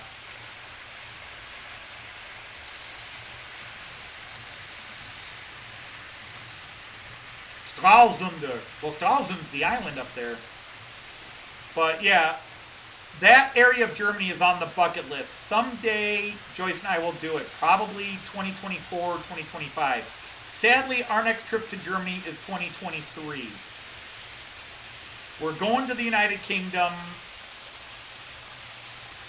this coming summer. We're going to go to the United Kingdom this coming summer because we wanted to go to the United Kingdom for a long time. And had COVID not happened, we would have gone to Germany last year, 2020, and then this year we would have gone to the United Kingdom. But we had to cancel our Germany trip this year, last year, 2020, and so we were going to go to Germany this year because we thought last year in 2020, the COVID restrictions, COVID would finally be beaten, but no, and I don't want to get into that. I'll definitely go political. But COVID's still around. And the new variants are out because people would not listen. And so our trip this year got canceled. We just said we can't keep putting the UK off. So we're going to go to the UK next year. And then 2023 will be Germany, and then hopefully again in 2024. Because we plan to go every summer.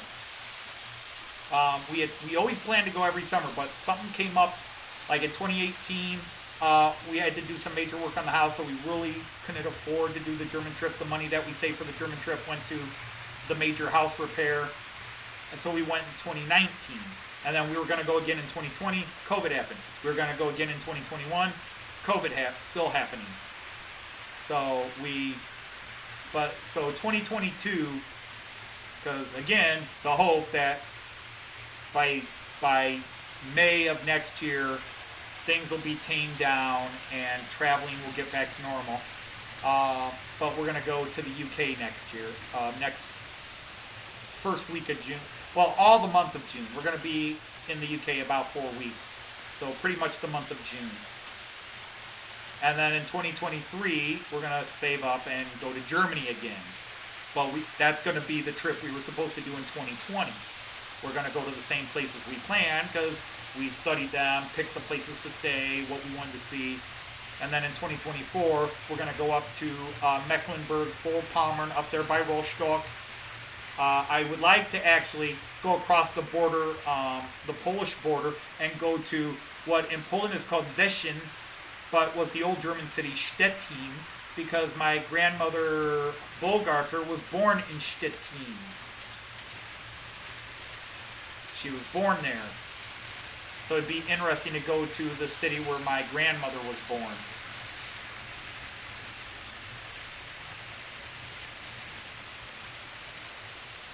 So, and of course, whenever you talk about ethnic food, like good German food, well, again, Hamburg has good German food. It's just mostly German seafood, eel and the fish, which I really don't like.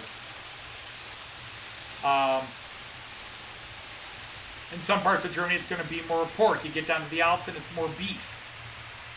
So there's good German food, but there's regional German foods. And I'm a meat eater. I'm a carnivore. I'm a meat eater.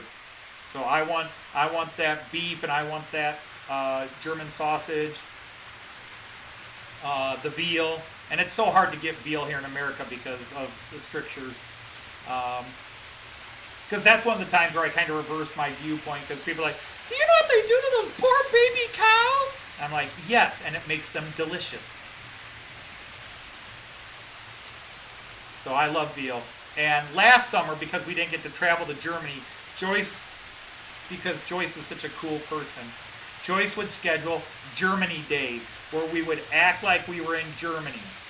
We would go to an Aldi's and pretend we're shopping in German, and just to keep my spirits up. We didn't do that this year. And so we ordered some actual veal, and we made our own Wiener Schnitzel. We made it from scratch. We followed this guy from Vienna's instructions on how to make the proper batter and the proper way to deep fry it and do that. So we did that and had German beers and fries with it. Now, that's the hard part, because you just can't get fries like you do in Europe. I'm sorry, my fellow Americans, French fries in Germany taste better than French fries in America. They taste better in Europe. I don't know what it is, but fries are just better. Jean Ricard, yeah, 3 of my 4 grandparents were born in Germany, if you didn't know that. 3 of my 4 grandparents were born in Germany. You've had your evening cycle, and I've been sitting here on my butt, Ewan. And, not blood related, but my dad's older brother was stationed in Germany after World War II. He flew bombers during World War II. He was stationed in Germany, did the Berlin airlift, and he met a German woman, my Aunt Frida, and married her. And actually, I learned more German from her than anybody. She was born in Dresden for Americans, and most UK guys, but it's properly pronounced Dresden. And she used to fill me with stories of how beautiful it was before it was destroyed in the war. And then to escape the Russians, her family fled Dresden and went to Berlin, went northwest to Berlin before the pocket closed around that area. So she was there for the firebombing and then escaped to Berlin just in time for the Russian assault on Berlin. Now, she never talked about it. I always wonder if she escaped the Russian pillaging. But she got away, and she managed to get with the American side, and then she worked at Tempelhof Airport during the Berlin airlift of 1948-49, and then married my uncle and came back to America. Hey, Colin is still here. I have not tried fries that are specifically Belgian fries. The only thing Belgian I have is Stella Artois beer. That's the only Belgian I have. I've had Belgian waffles, but not in Belgium. Yeah, these guys probably, it's time to let them rest. That's been 3 hours. I've had, Belgian waffles, but they're not really Belgian. Those deep fried Belgian cookies, but again, not Belgian. Yes, I think so, John. And welcome in, by the way, although I'm slowly going to wrap it up here. My trains have been running for 3 hours, plus the 20 minutes they ran before. They're not in danger of anything, but I do think it's time to give them a rest. I've been online for over 3 hours, but this is my last day of vacation. Tomorrow I go back to work for the first time since the 1st of January. And if you didn't know, but you see my Facebook, so you know. I've been telling you guys for a while I'm going to retire, but that this was going to be my last year. So anybody that's listened to me on YouTube knows the last year and a half that I was retiring. But now it's definitely tighter. It's more real because I've started the paperwork. And tomorrow's my first day back at work, and it's my first day of my last year back at work. So it is, even though I've been talking about retiring for a couple of years on YouTube and that, it's all of a sudden becoming a reality because I go back to work tomorrow, and am I, people say, are you looking forward to starting the new year? I don't look forward to it. I look forward to meeting my students, of course, and teaching, but it's a grind. And it's like an old athlete. I've done this for so many seasons. This will be year 36.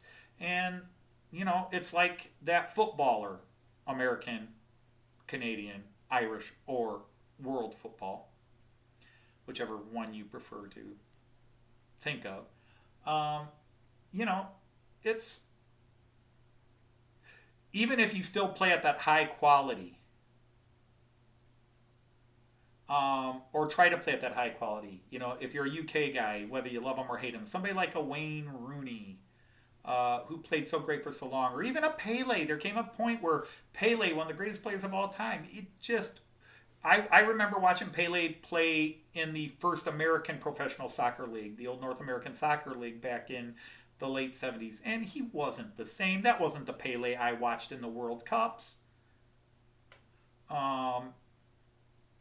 So, do I feel like, oh my God, I hate my job? No, I like my job, but it's harder to do. It takes more effort to get through things.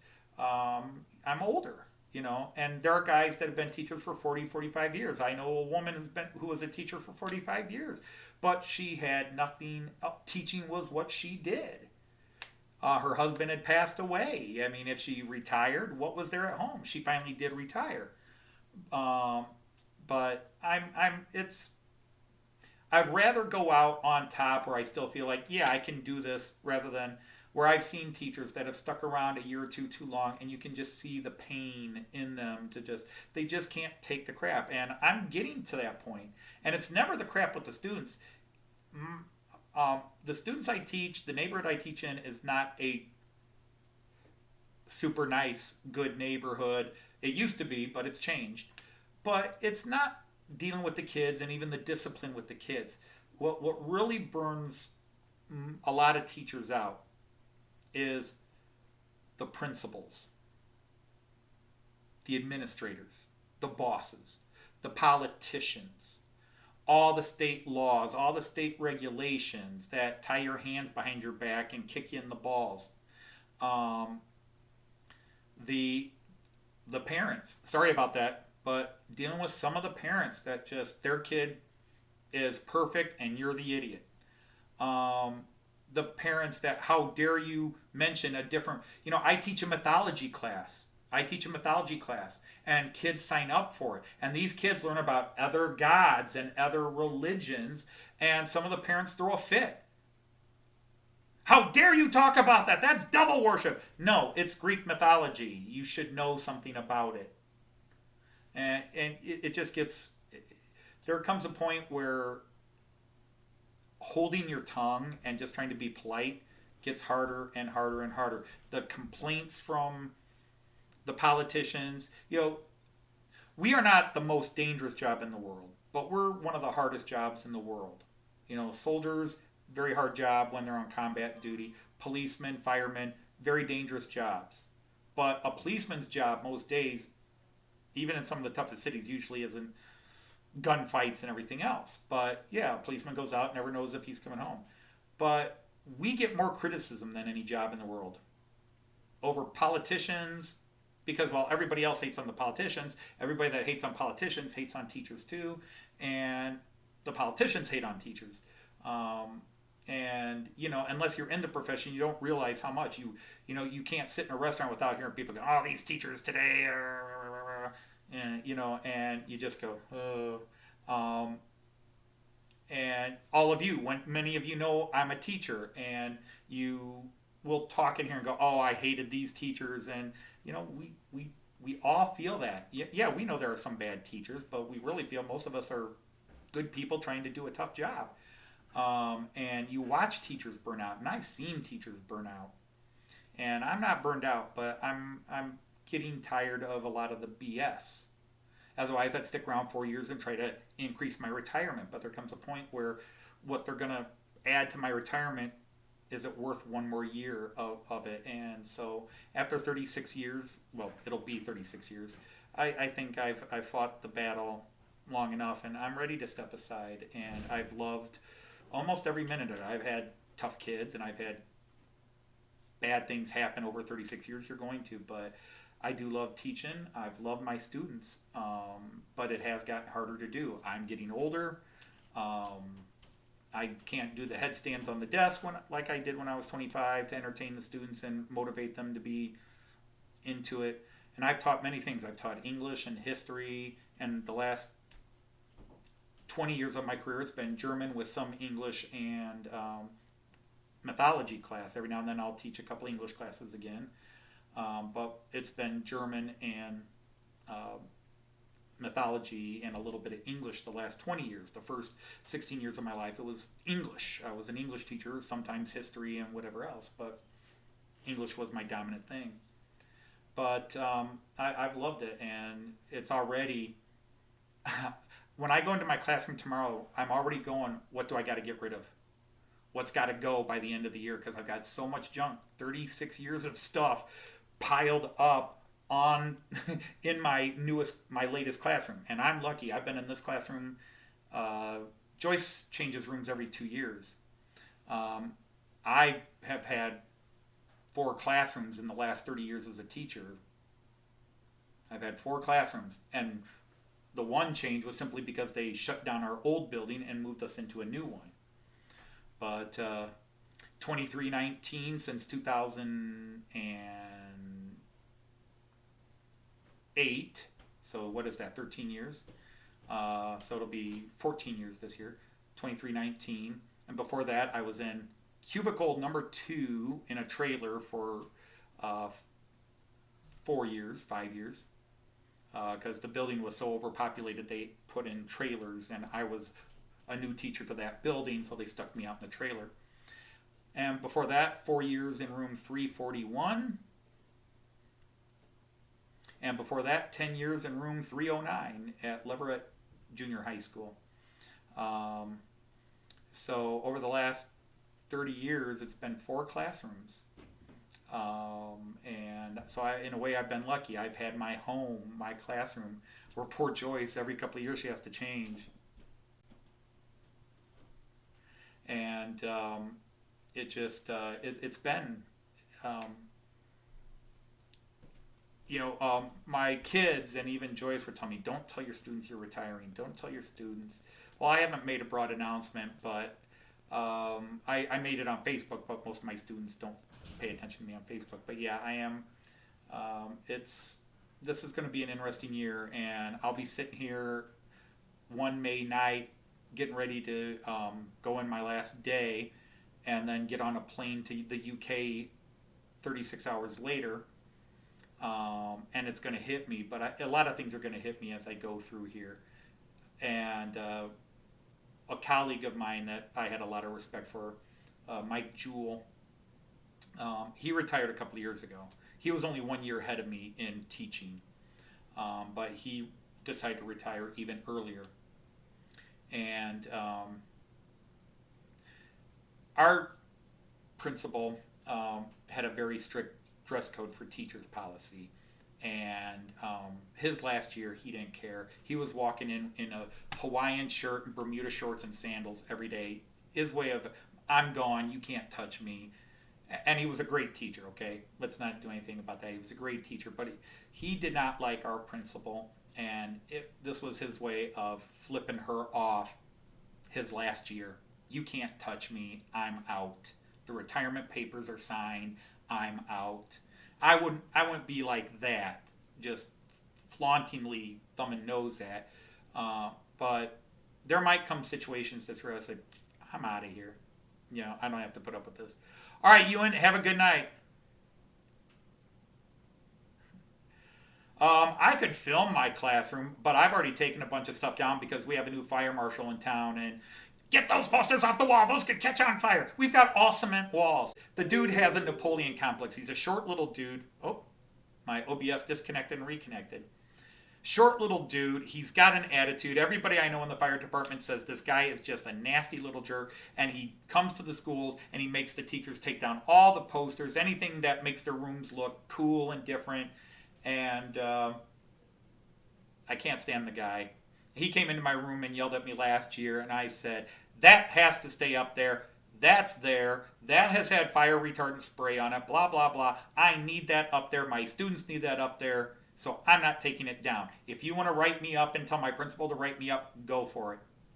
Yeah, it's just silly stuff like that. And that's where, after 36 years, you go, okay, do I really need to deal with this guy another year? But yeah, so that's why I went online today. I was just, it was my last summer vacation day, and I am blessed. The last 20 years, I haven't had to work in the summer. Joyce and I did work summer jobs for years, but the last 20-some years, I haven't had to work in the summer. I teach and then get the 10 weeks off. But we always have to go to school. We have to do classes, in-services. For many of those 20 years, I was taking students to Germany for the month of June. So while that's awesome, I was taking anywhere from 12 to 18, depending on the year. The smallest group we took was 10. The biggest group we took was 18, but we had 17, 16, 16, 14, 12. But from 2003 to 2016, I took anywhere from 12 to 18 American teenagers around the age of 15, 16 to Germany, where the drinking age is 16, by the way, for beer. Took them to Germany. Field trip. Awesome, right? Coolest field trip ever. But I'm in charge of 12 to 18 American teenagers in a foreign country. I love doing it, but don't think for a minute it was a vacation. That was something else. Working class kids, even a couple of poverty kids who found ways to get some of the money. Because the deal was if they paid their airfare, they got 4 weeks of Germany, 3.5 weeks in Germany for free. All they had to do was get a passport and pay their airfare, and everything else they did in Germany for 3.5 weeks was free because we did fundraising, and so basically we did fundraising to make money for the to pay for the train trips we took everywhere, museum entrance fees, and things like that. And those memories are flooding because I've always been sad that that exchange program came to an end after 2016 because we just couldn't get enough kids to go. I've missed that terribly, but so those memories, all the things I've done over 36 years have been hit me. And today, for some reason, I don't know why, it's just been hit me. I thought I'd go online and run trains and see if that distracted me. And now that I've stopped running trains, so I will still be broadcasting every Friday. I may be running in the door and getting everything on. Yeah, the Friday streams will still be there. Again, this was just my last summer hurrah. Next year I could stream every day at this time, but I won't. Anyhow, I want to thank y'all for joining me and for joining me all the times you've joined me, especially those that come in to every live stream. You guys are awesome. I have been on 3.5 hours, so I don't want to break Sparky's and TSG Media's 4-hour plus marathon. I think I'm only down to like 10 people anyhow, but it's the great 10, the big 10. So yeah, I'm going to log off now. It's time to get some little housework chores done and start thinking about work tomorrow. So anyhow, everybody, as always, Auf Wiedersehen and Tschüss and happy trains. We'll see you on Friday, those of you